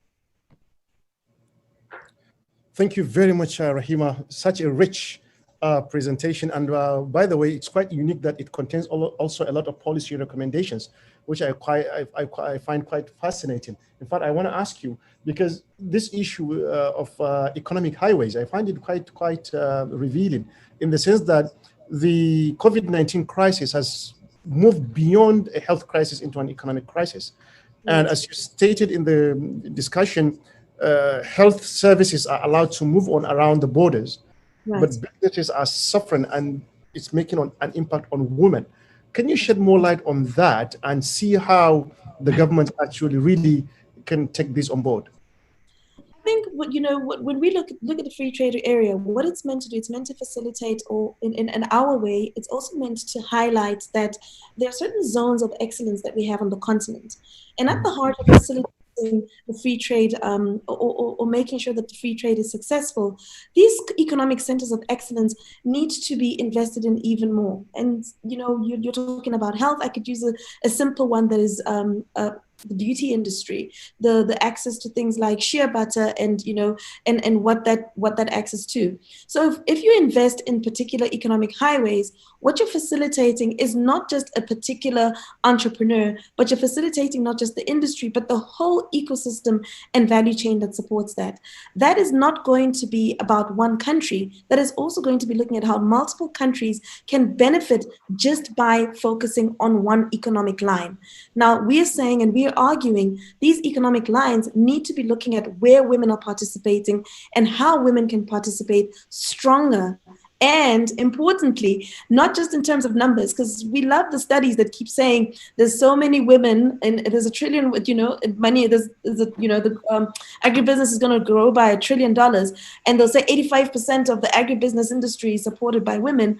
But when we ask the question, how much of that money ends up in the hands of African women, it's a totally different conversation. So economic highways are not really about saying, let's get more women into the system. It's saying, let's get more women into the system, but also let's make sure that the money, the economic benefit of participating in the system is actually accruing to women. Fantastic. Yeah, we'll come back in the Q&A session, especially this issue of the informal sector, which is the larger segment of the economy. But I'm glad that actually the next speaker is the person who is doing it. Caroline Sarkandem, a businesswoman who has a lot of passion for entrepreneurship and leadership. Actually, she set up a factory in Cameroon producing swimwear for the European market. 3 years later, her company was identified by USAID as an export-ready company for the US market under AGOA. So we're just talking about, corridors and trade facilitation. So here is a woman who has done it. In 2011, she was elected president of ICOTEC, the Cameroon Textile Federation, which regroups all textiles companies in Cameroon, and in the interim organizing workshops on AGOA locally and internationally in many countries: Chad, Ghana, Ivory Coast, and Nigeria. She is the president of African Women Entrepreneurship Program, the largest Pan-African women entrepreneurs platform. Her activities are aimed at female entrepreneurship, coaching, leadership, mentoring, as well as empowering young girls and women. AWEP is under the umbrella of USAID, and during this COVID-19 period, she organized weekly e-meetings to help women to cope with the difficulties of these times. And here we are in another e-meeting, a webinar. And Caroline, I couldn't wait to hear from you. Thank you, Jamil. Thank you for this kind presentation and for your invitation. I have been asked to share my personal experience in terms of challenges and opportunity during the COVID-19 crisis and how I responded to it. I'm a businesswoman, and then I'm based in Cameroon in Central Africa. And I had to face many challenges during COVID-19, which had significant impact on my businesses. Let me describe in short what I had to go through and how I managed to cope with it, and of course the impacts related. I'm running several businesses. I'm into real estate. I'm having a consulting firm. I'm running a garment manufacturing, and I have a business project in digital industry. In Cameroon, the coronavirus outbreak started early March, and the lockdown has been put in place mid-March. The consequences of this lockdown on my businesses have been almost immediate. Even if the lockdown in Cameroon was not as strict as it could have been in China, for example, low-income workers in Cameroon who were already struggling economically were allowed to work, but most companies started to work remotely. What I'm going to try is, because the challenges and the opportunities were different from businesses, I'm going to explain to you business by business what I had to go through and how I cope with it and what were the challenges. Let's start with a digital company. Even if the digital company project is not yet running, the effect of the lockdown has been devastating for me.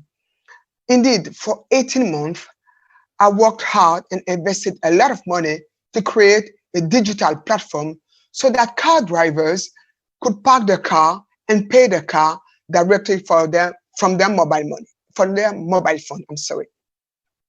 The start of the project was scheduled in March, exactly when the COVID started, actually. And from that company, I was expecting a lot in terms of creativity, job creation, modernization of parking, and quick return on my investment. But with the COVID-19 and the direct consequence of remote working, there were no longer people driving their car and roads were totally empty. So the platform was useless and I did not have any B plan. And the worst is that I have no visibility whatsoever when things will get back to normal. And the consequence is that I had to lay off 5 people that I had already hired. And I have to say that those 5 people were all women. Today, I'm just trying to maintain the link with the town hall so that when we shall go back to normal, we hope to be called very quickly. Let's see the second activity, which is the consulting firm. As part of this activity, I work mainly I was expecting a committee mandated by the Cameroonian government to visit us and validate the work done in order to be paid. Of course, with the lockdown, this was no longer possible. Besides, the contractor, which is the government, was so much focused on the disease that we were not heard any longer. So what I've done is that I waited until they lifted the lockdown to contact them again and to remind them the economic damage and the negative consequences of not coming on the ground to validate the work done. Today is still very stressful situation for 2 reasons. The first one is that my consultant firm will mainly charge the gray matter. And so the more it takes to be paid, and the more we are losing money, because indeed, the fixed charges continue to run. You have salaries, you have rent, you have electricity, insurance, and so on. The second reason, we all know that during period of economic recession, activities of consulting firms are usually very, very slow. So for those 2 reasons, I have to anticipate and reorganize myself in such a way that I limit the expenses of my fixed charges. So far, I have been able to keep 2 employees in a remote part-time job. The third businesses I'm running is regarding rental office management activity. For this one, I think I'm not doing too badly as compared to some competitors. Indeed, very quickly, 2 months after the outbreak of the COVID, I lost 35% of my tenants, which was a lot. And I could not see such a bleeding and without reacting. In order to retain them, what I've done is that I gave them 50% off from their rent from this month of July till the end of the year in December. And this made a big difference. Of course, I lost some revenue, but I saved the minimum. It was much better to proceed that way than to take the risk of losing more tenants. As you know, during these difficult times, renting leases is extremely difficult and very costly. The last one is the garment factory. This is the last business I started. As opposed to the 3 other activities, this came as an opportunity related to COVID-19. Indeed, in April this year, remember in Cameroon, the outbreak started in March. So early April, I have been called by the government, the Cameroonian government, who were aware of my expertise through my consulting firm. So they called me to say that I should help them to set up an industry, a large-scale factory, to produce large quantities of fabrics barrier masks. Since borders were closed, it became a big dilemma for the government to find a solution for mask production in large quantity to protect the population. So they are the one who insisted that I invest in that large-scale manufacture. To be honest, I really did not want to be involved in it. I had already many activities that I had to run and to preserve during that COVID time. And besides, I did not want to be involved in it because I knew how demanding is the textile industry. And the first challenge that I had was the disease itself, the COVID-19. Indeed, the risk was high, very high to get the COVID, considering the high number of people I will be working with on a daily basis. Because of that, I have to tell you that my family was totally opposed of me setting up that factory. So the choice was up to me. And on the basis of a careful consideration, I finally accepted. Somehow, it was my way to take part in the fight of that outbreak. There were other challenges in the factory, such as health security to put in place. You know, the physical distanciation mean that in the room where you can have 50 people, now you can only fit 15 people. So that was an issue. Also, corporate executive to hire was the main difficulties that I faced, because none of them were willing at that time to work in the factory, fearing the disease.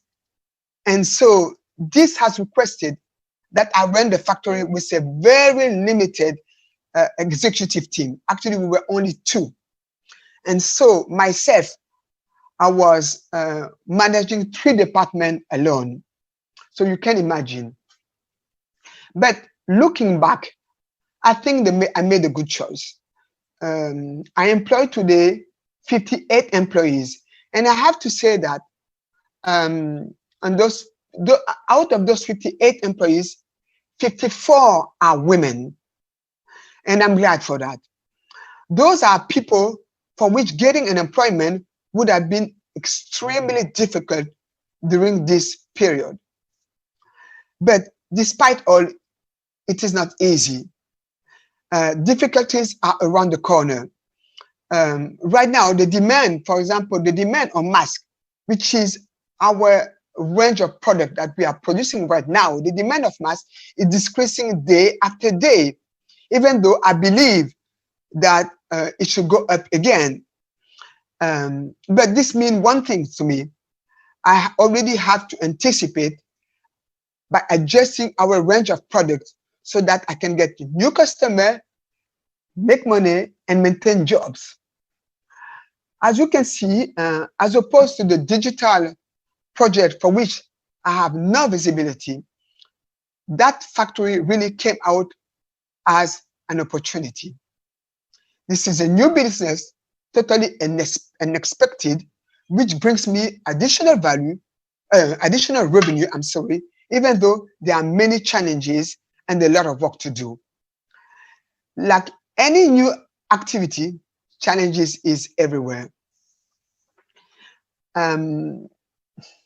My presentation focused on the impact in the business, but one should not forget that the impact is also on our daily life, because less revenue means less money for the family, and in the same time you still have kids school fees to pay. Health is costly. Food has considerably increased during that period. So I want to end up here with a recommendation. And my recommendation for female entrepreneurs is that they have to be very cautious, especially that for some specific businesses like tourism, hairdressers, or people who are into parking like myself, there's no visibility whatsoever. But at the same time, we have to be resilient. The question is how to be resilient. Less money, again, my recommendation is like I'm sorry, but less money in the family means less power of action on everything. And I will stop here. And I thank you. Thank you very much. This is really a practical example. And I think from the experiences you have shared, people losing their jobs, your businesses being affected, it's a very good example of how life has changed since COVID-19. But at the same time, the resilience is another thing. And by the way, still there is something beautiful that I had out of it. Employing 58 people and 54 of them women, I think is something to celebrate. And congratulations for that. Thank you. Thank you, sir. Yes, and now, of course, we are actually exactly 2 hours into the program. We have half an hour to squeeze for the next discussions and the Q&A. I was thinking actually the time would be over, but interestingly, we had a lot of meat in the discussions. So without wasting much time, I will move into the next speaker, who is Mrs. Lilia Hashim Nas, a Tunisian national, Chief Officer for Arab State at the International Trade Center in Geneva. And during her tenure, she was able to strengthen the strategic position of ITC in the Arab region by expanding collaboration on several countries. She was able to grow the portfolio of projects, enhance the relationship with institutions at national and regional levels, including with development banks and the donor community. Ms. Hashim holds an MBA in International Business Management and a Master of Science in Management Information Systems from University of Maryland, College Park in the United States. It's my pleasure to listen to Mrs. Lilia Hashim Nas. Thank you. Thank you very much, Jamil. I would like to thank the IDB for inviting me and giving me the opportunity to present ITC work. I was asked to speak more specifically about e-commerce, but which I will speak about, but it's not necessarily the focus, let's say, of the whole discussion today. I find it very difficult to speak about such an inspiring speech by Rahima, specifically on the economic highways and the CFT and the African Continental Free Trade Area, but also about the practical, real-life example of Caroline, a truly African entrepreneur that had to be cruising through the devastating economic effects of COVID-19 for her activities in the service sector and manufacturing sector, which I find very, very unique and interesting. So congratulations to Caroline for her courage and really power to go into such different range of sectors. Anyway, I'll go into what I wanted to mention, and really I would like to speak about e-commerce specifically. As mentioned by many speakers before me, the COVID-19 has a gendered impact or an impact on women and women-owned businesses, especially because they are small in size, like Caroline was saying, they are small in size, most of them in less productive sectors and less resilient to the shocks. So they were hit immediately, and it's very difficult to sustain a small business with such a big shock. So this crisis has actually widened the existing economic inequalities and economic challenges women are facing. For example, if we speak about the export sector, we know as ITC that only one in 5 exporting businesses is led by women. So more or less 25%, and it depends even on countries, and sometimes they are in the informal sector, not the formal sector. But at the same time, as was, I think it's very clear in the example of Caroline, the COVID crisis is also reshaping global supply chains and accelerating digitalization of business. So this is presenting new opportunities for women. And for us to be able to support women entrepreneurs as ITC through our She Trades initiative, we actually conducted a survey of some women-owned enterprises to support, to assess the impact, but also to identify the areas where they need more assistance from ITC. And the results from the survey show that the greatest needs of women-owned businesses are related to cash flow problems, digital marketing and e-commerce to support reach out to new customers and generate sales, and access to finance. And this is where I will focus more on e-commerce, Why e-commerce matters? It actually, it is recognized today as a key driver of economic development, especially for SMEs. It is becoming a new way of conducting trade. And I think the crisis has shown how the technology and digital trade can open new avenues, like what Rahima was saying, new economic highways for women entrepreneurs. It offers the potential for SMEs or even small businesses to do business around the world. It boosts the economy and create jobs. And it can generate significant income from outside the country. And I think this also was mentioned by Rahima, that instead of just focusing on the women in the country generating income in their own country, how would they be able to go global and generate income from outside, from overseas? Just to cite Jack Ma, the well-known Alibaba owner, he said he expects that more than 85% of businesses will be e-commerce, 99% of trade will be online, and less than 1% of trade will be offline. So you can imagine the role of technology in the future and the role of technology in connecting the people doing business. So on that basis, we started really supporting women enterprises, women-owned enterprises to enter and to benefit from e-commerce. We started back in 2017 working with the World Bank, and this is really for women in the Arab region. Under the transition fund, the MENA Transition Fund, we launched the virtual marketplaces. And this project, under this project, we covered 42% of our beneficiaries were women. They were able to generate more sales. And this is, I mean, we have been talking about monitoring and tracking. This is actually concrete numbers. They have been able to generate, I think, 50% more sales. They have been able to reach markets they would never have reached without e-commerce. Some of them USA, Australia, Scandinavian countries, and African markets. And they have been able to be more visible to the outside world. More recently, I was happy to hear Wendy Teleki earlier, because more recently we have been partnering with the Wi-Fi initiative, and we launched the Wi-Fi for Women Entrepreneurs, e-commerce for women entrepreneurs, Wi-Fi initiative. And because of the confinement, we haven't been able to undertake specific activities on the ground, but we launched a series of e-commerce and COVID-19 recovery for small businesses. These are online courses, this is an online course which we run over a period of 3 weeks. That was followed up by a deep dive clinics or direct advisory for women entrepreneurs in the Arab region.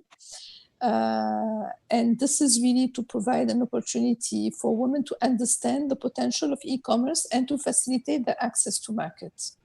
And the last initiative I would like to talk about is the fact that with the IDB, with the Islamic Development Bank, we have initiated She Trades project in Morocco and Egypt. And through these projects, women beneficiaries have access to the She Trade platform. This platform is focused now with the crisis. The platform or the She Trade team has focused on the post-COVID-19 and help women in the process of building back better. And we have collaborated with UPS and Merck's, launching a new webinar series to help women-owned businesses navigate through the COVID crisis, how they can account for the COVID impact in financial planning, how they can overcome the crisis, and how to address the changes in consumer behavior. In addition to that, we have also kicked off a pilot project coaching program together with Merck's as well to help women-owned SMEs scale up their businesses. So it's really just to show some examples where ITC using some multinational companies and some strategic partners, we have been able to navigate through the crisis and guide women on how to use e-commerce and digital platforms as a way to increase their outreach, increase their visibility, and be able to increase their income through new transactions and new possibilities of sales. Having said that, and even though we have worked mainly on the Arab countries, so I think this is an initiative that can be extended to the African countries and other regions in the developing world. But even despite all the success I have been talking about, I think this remains very limited and very low scale, and it's a small drop in the ocean because many challenges remain and that women are facing. One of them in most developing countries is really the high cost and slow delivery in terms of logistics. So for them to be able to respond to customers' needs, it's very difficult if you cannot deliver. Of course, there is the access to internet, which is not available everywhere the same way. Some have very good access and very good internet available. Others don't have internet at all. Lack of payment or poor payment solutions. So you can sell, but if you're not paid, then where do you get your income from? You have to get something, some income to be able to survive and continue your business. We have and we know business constraints to business policies. They are not very encouraging. They are not very supportive of women businesses. And one of the critical weaknesses is probably the business and export skills of women. They are mainly in the informal sector or the local business, so they don't really know a lot about the export. And I think Rahima mentioned the access to information, the access to how to do it, how to make it happen. And I see this as an area where we can actually build a partnership with the IDB, with the African Development Bank, with women, UN Women and other institutions to actually build up the ecosystem and as international organization be the broker for creating the linkage with the other businesses, the buyers, the governments through tenders to enable the women to access these markets and really build and grow their business. And I think this is a little bit what we look at. We look at it the same way as Rahima was describing, which is the economic highways, and really looking at the real impact at the level of women and what is it that they get back and what is it that they can build on in terms of their own business. And I will stop there. Thank you very much for your attention. Thank you so much, Lilia. This is quite provocative, quite interesting. And I really like the statistics and the data that you brought about, the future, Jack Ma and the rest. It really shows that the future is digital. And what constraints do you see, that will maybe, I don't want to say slow down, that will make an impact in the way, especially women, will be affected in transitioning to this digital future that Jack Ma was talking about? Sorry, I could not understand the question. Can you repeat? Sorry, you made reference to Jack Ma in your presentation about how 90% of businesses are going to be online. So I'm saying, what impediments or what problems do you foresee that could slow down the effort of women to really take advantage of this opportunity that is coming? I think I mentioned some of these impediments. One of them is the skills, education, knowledge and skills. That's a clear one. And the second one is really to have the right environment and the right policies in place that would provide women with the access to the finance they need, to the funding they need, with access to the information and access to networks to be able to position themselves and reach out to markets. And sometimes, I think we spoke about this because of their multiple roles and the fact that they don't dedicate as much time, let's say, to their own business because they have a family and they have to do other things in parallel. Women find it more difficult to get engaged in international business. So we need to have this support system or mentoring system for them maybe to have a group effect and the possibility to work together to reach out and position on the international markets. Excellent. Mentoring, working together. Now, we are really approaching the end. And my next speaker, I would like to say he's always the icing on the cake in some of the previous activities that we done here at IDB. Bakar usually comes at the end.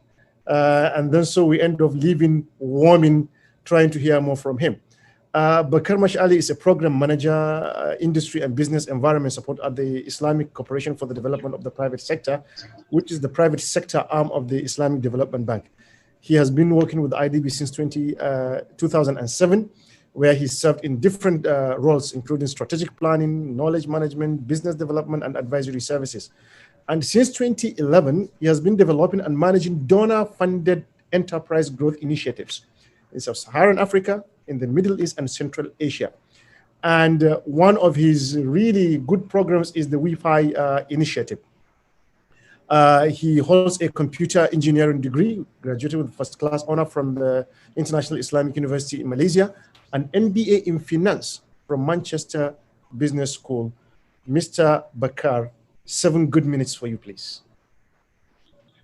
Assalamu alaikum. Okay, it's very good to be the last to save also a lot of effort. I think a lot of good thoughts, ideas, examples, interventions has been said, and therefore I think I'll try to take a very pragmatic shortcut and be brief. Coming at the end, I think I've seen a lot of discussions on how to approach the empowerment of women entrepreneurs and engaging them towards resilience and recovery of the economy, especially during the difficult period of COVID.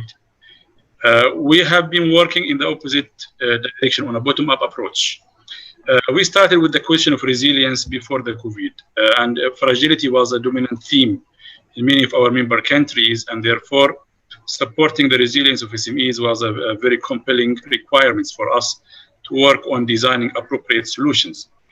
And within, of course, the SMEs, women are usually more underprivileged. So, going back to the pre-COVID era, or it's a very recent history, we already been complaining about the challenges that SMEs are facing at large in fragile settings in particular, and we've been also very concerned about women entrepreneurs being even more disadvantaged in these situations.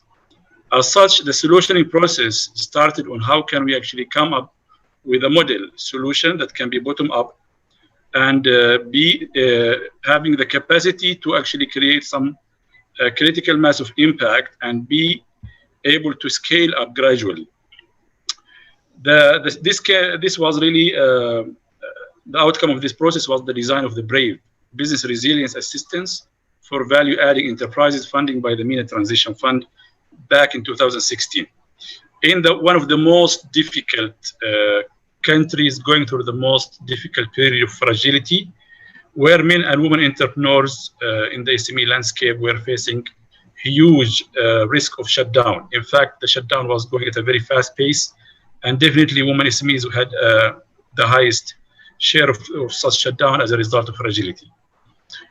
The idea was to design an integrated package that is both deep in scope, quite integrated in coverage, but limited and focused in targeting, in order to create sufficient critical mass and provide proper learning for scalability and generate momentum within the local stakeholders of the SME ecosystem. And the idea was actually that we will target about 500 SMEs, including at least 25% of them being women entrepreneurs, in vital sectors that are very needed in such fragile situations, where the society will have to be supplied with food, healthcare services, and clothing.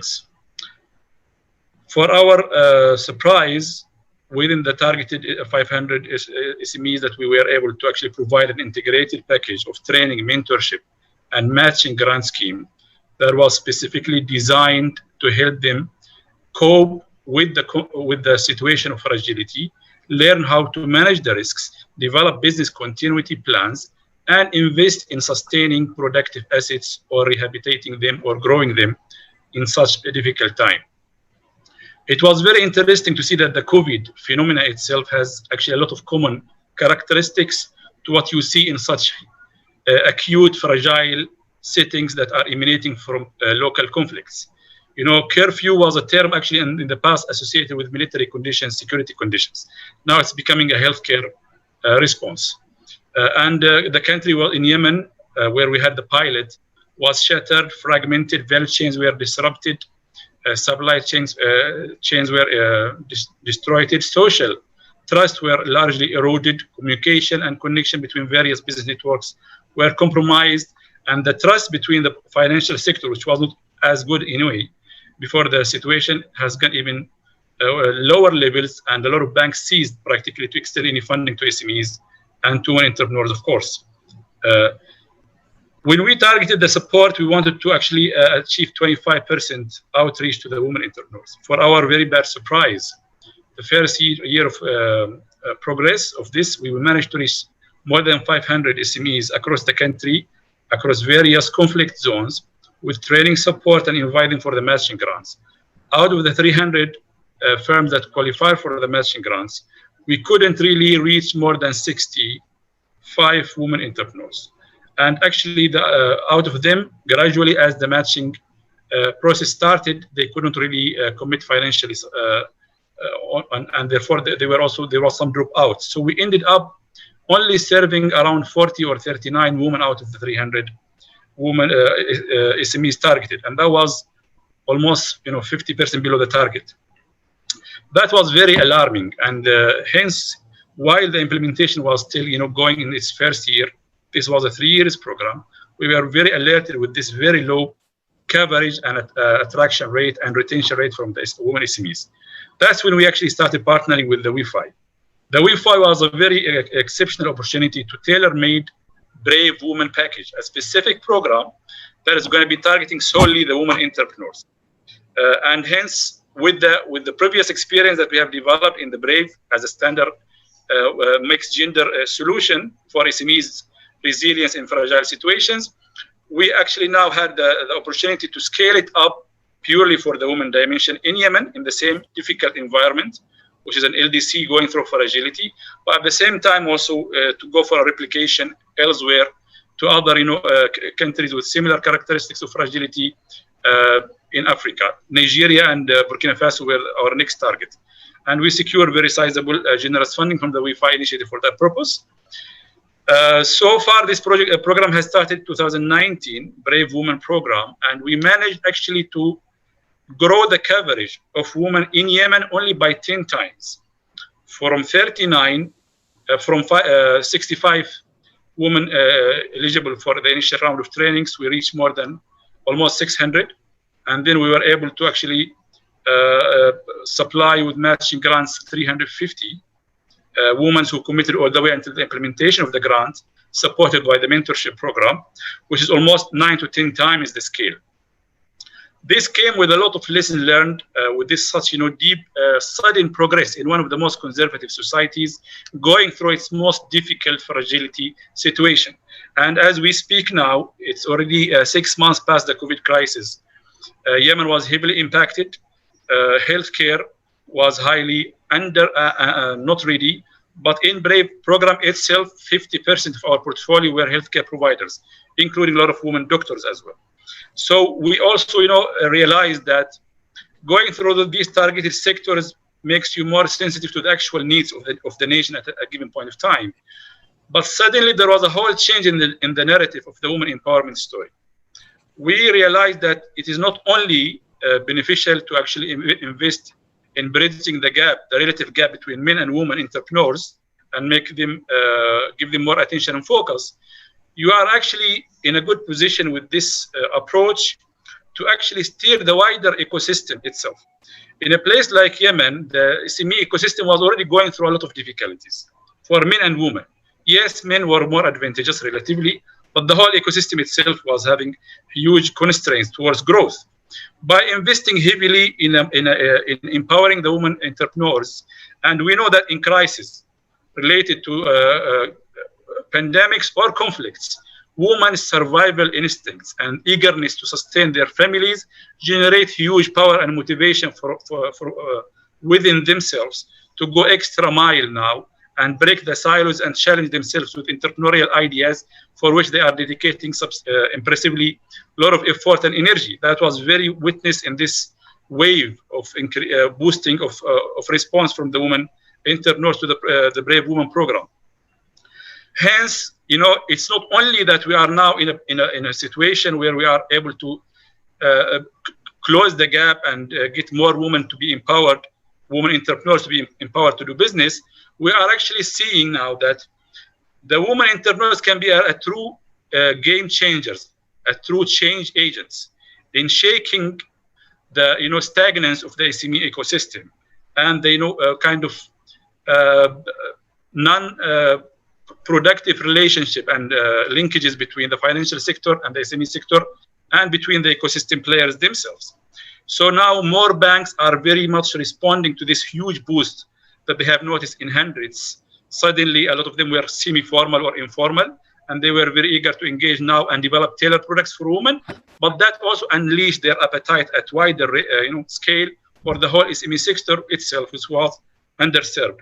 So to conclude this, I think there is a need to actually now, finally, we are seeing advanced economies going with very handsome generous packages in the form of grants or highly subsidized loans targeting the resilience of SMEs going through COVID. This was a very big question that we used to be challenged whenever we present proposals of matching grants, of subsidized funding. They tell us you are distorting the markets. But it is not really the case, because in LDCs and fragile context, the market is already heavily distorted. The ground is not leveled between SMEs and large corporations, and it's not leveled, of course, between women entrepreneurs and many SMEs.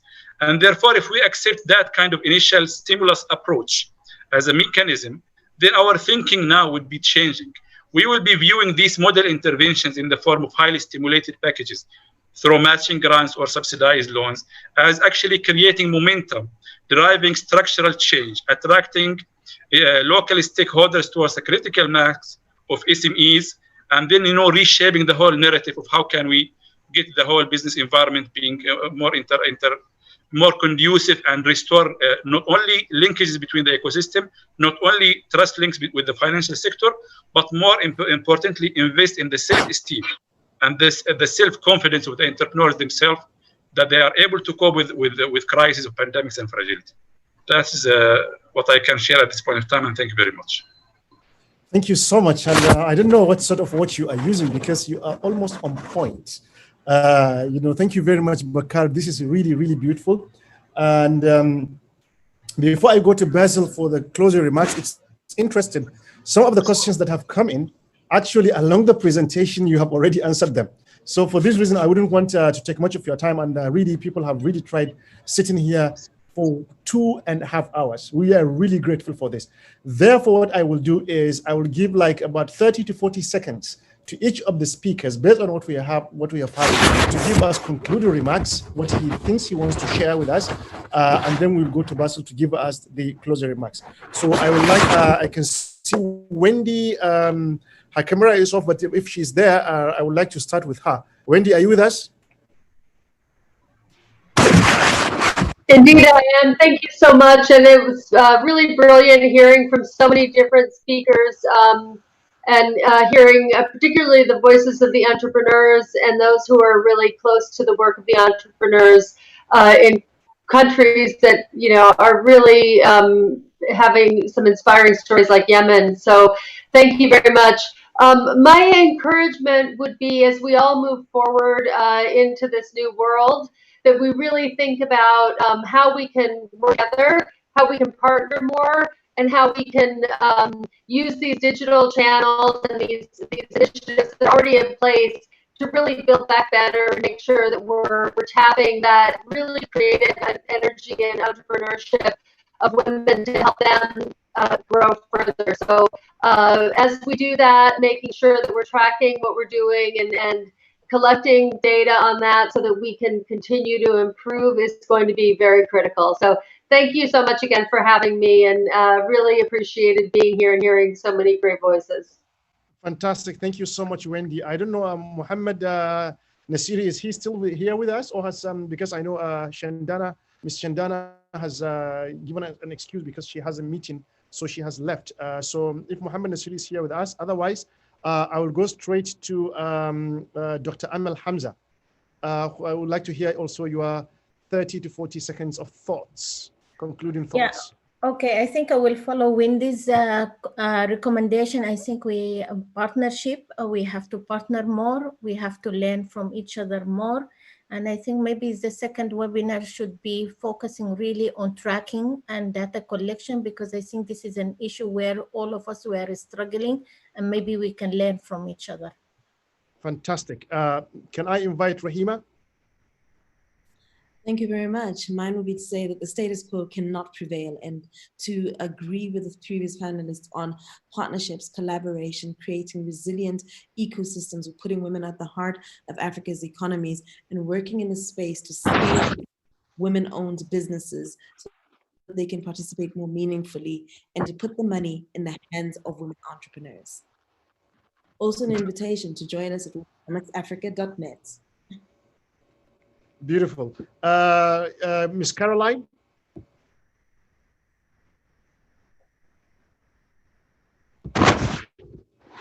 Can you unmute your mic, please?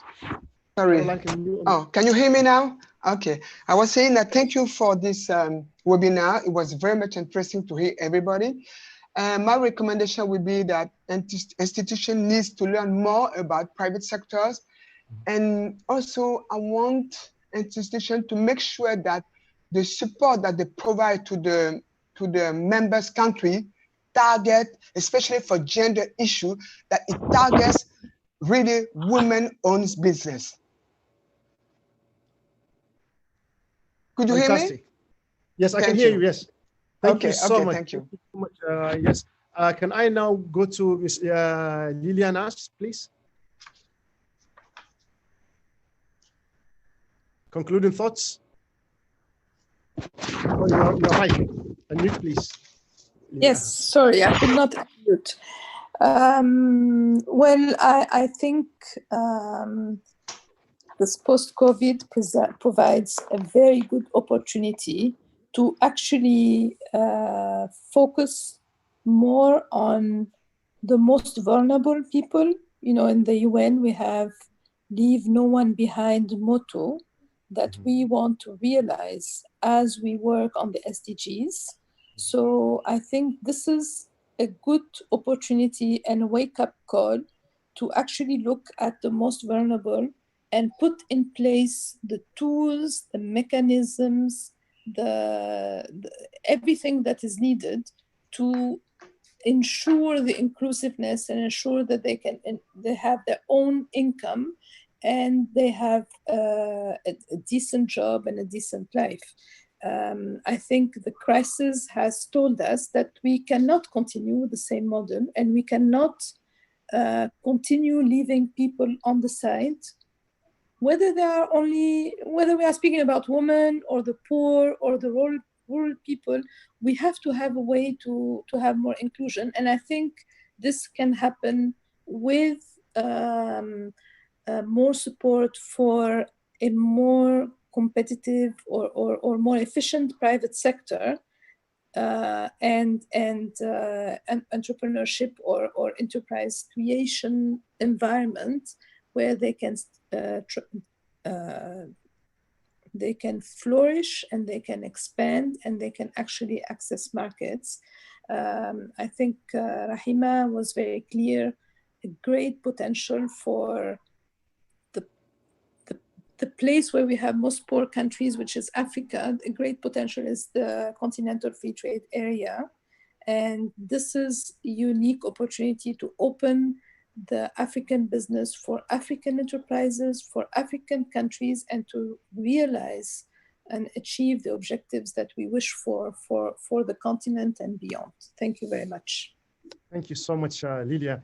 And Bakar, I will not still leave you. even though you've just finished speaking, please, your 30 seconds of thoughts. Well, the very final thought I will leave behind here, as development practitioners from multilateral perspective, I think moving forward, we should seize this opportunity of, building this global coalition and bringing partnership together to move in two levels. The top-down approach, trying to develop, global instruments and tracking mechanisms, coordination mechanisms, and invest at the same time in innovative models that are able to scale up and be replicated, driven and ingrained in the local context and very sensitive to the local needs and local ecosystems. By having these two tracks working together, we have a perfect combination, of a global outreach and local sensitivity that is much more durable and sustainable in the longer term. Thank you very much. Thank you very much. And with this, it's my pleasure to invite my colleague, Dr. Basil Jones, a veteran of the African Development Bank, which he joined back in 2009. Mr. Basil has a lot of experience. He worked for the Fragile and Post-Conflict States Unit in the Institutional Capacity Development unit of the African Development Bank. Then he moved to the Chief Economist Complex, and he's also a researcher with a PhD from Hull University in the UK and a master's degree in policy economics from the University of Illinois in the United States. His research are to integrate economics, fragility, and gender. So I think you are into this from every perspective. And can you please give us the concluding remarks? Thank you very much, Janil. And in the interest of time, I think what I'll try to do is to be as brief as possible, and I'll try to summarize my concluding remarks. I think what is very clear from the discussions that we've been having over the past 2.5 hours is that the COVID-19 response needs to be gender smart. And we have established that we need to look at more gendered, inclusive the stimulus packages that we're going to do to look at it from the gender lens perspectives. So let me briefly just look at some short-term measures and some medium to long-term measures briefly on what this entail. Now, in terms of the stimulus package, they must be designed and disbursed from a gender lens perspective. And this will ensure that women-led SMEs can benefit. And how do we do that? It can be done in such a way that when we're looking at these stimulus packages, we have certain percentage that is allocated to women-led SMEs. We've heard from the women entrepreneur talking about when we go to the countries, we need to ensure that, whatever we're doing for gender and women entrepreneurs will have to reach the entrepreneurs. And Amel talked about monitoring and evaluation. So we need to come up with key KPIs and targets in our results framework. So our results framework has to have clear indicators on how we're going to measure some of these resources and allocations that we are supporting women SMEs. And also we need to look at sectors where women are overrepresented, especially in the informal sector, by coming up with concessional loans and grants, and also giving them things like rental, utilities, and subsidies. During this COVID-19 period, we've seen some of these policies, as Amel said, policy-based lending that most of the multilateral development banks are implementing. But we need to make sure that women businesses are also part of it and they benefit from this. The other bullet point that I want to look at in terms of making the COVID-19 response gender smart is relaxing collateral requirements by banks that are lending to women. We know the story that banks don't lend to women. So I think with this COVID-19, it has given us an opportunity to look at some of these practices by the banks and how they can relax some of these collateral requirements, because we know that women entrepreneurs face gender-specific barriers. They don't have access to land, and they have reduced ability to provide collateral to access bank credit. So banks need to look at other forms of assets in terms of financial options, such as guarantees and collateral. One of the speakers talked about gender-responsive procurement. I think this is an opportunity that we need to look at making the procurement, looking at affirmative procurement. I think it's very important to look at affirmative procurement during this COVID-19 period, so that women entrepreneurs will be able to provide some of the food for food transfers, to provide masks and other protective equipment. So we need to start sourcing from women entrepreneurs, because we know that in terms of procurement, women are hardly visible in terms of government procurement.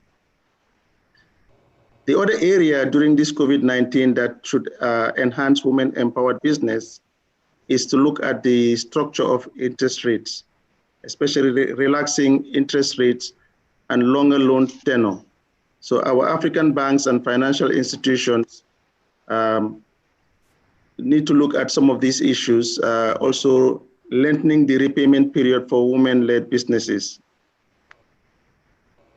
We also know that women entrepreneurs, when you're deploying capital for women entrepreneurs, you need patient capital. It is required. So institutional investors and governments need to support, when they're supporting women SMEs, they need patient capital, as most of these women-led businesses, have been significantly disrupted by COVID-19. Now, in terms of long-term and medium-term measures, I'll just look at two key areas that we need to focus on. And this is building partnership between financial institutions and women organizations. African banks, or banks in general, need to work with women SME organizations and to structure viable products that are gender sensitive. They are palatable and can address the unique needs of women SMEs. Such approach would allow women entrepreneurs to be well positioned to access capital markets. And then the final point that I want to look at in terms of medium and long-term areas to make COVID-19 more gender sensitive is to fund more women fund managers. I think this is a very critical area. I'm sure it's not only in Africa, but in other regions as well. We know that women fund managers can help to bridge the finance gap for women-led SMEs. But however, women fund managers are underfunded compared to their male peers. If you take the case of South Africa, female fund managers control only 3% of the assets under management compared to 93.5% controlled by male fund managers. And there's also evidence to show that women fund managers are twice more likely to invest in female entrepreneurship than their male counterparts. So these two key areas in terms of long-term areas should be critical to support women entrepreneurship. And what is the bank doing? I'm sure you all know about the Banks of Our program. I don't want to go into detail about that. But to complement the Banks of Our program, the UNECA and Standard Bank are also putting up the Africa Women Leadership Fund, which is a fund that is supposed to support women fund managers. So I think COVID-19 has given us an opportunity to look at how we can work differently. This is not business as usual, business unusual. How can we adapt some of new policies? People have talked about innovation. We need to innovate in order to see how best to support women entrepreneurship in Africa and in other parts of the world. So in conclusion, we need to create an ecosystem that allows for women resilient business, which will be a part to putting Africa, other countries, other regions to a part of economic growth, because growth has been devastated as a result of COVID-19 in Africa and other regions. So with those few remarks, I want to thank the Islamic Development Bank. I thank all our speakers, our discussant, for their intervention. It has been 2 hours, 45 minutes, very well spent. And I've learned a lot from listening to all the intervention that came from our different speakers. Thank you very much. Thank you so much, Dr. Basil. This is beautiful. Certainly, it is time well invested. For me personally, as the moderator, I believe I will go out of this webinar more informed and more knowledgeable about these issues than when I came in. So with this, I'm really grateful to each of our speakers who are here, who spent the time, who spoke very eloquently. We appreciate what you have done.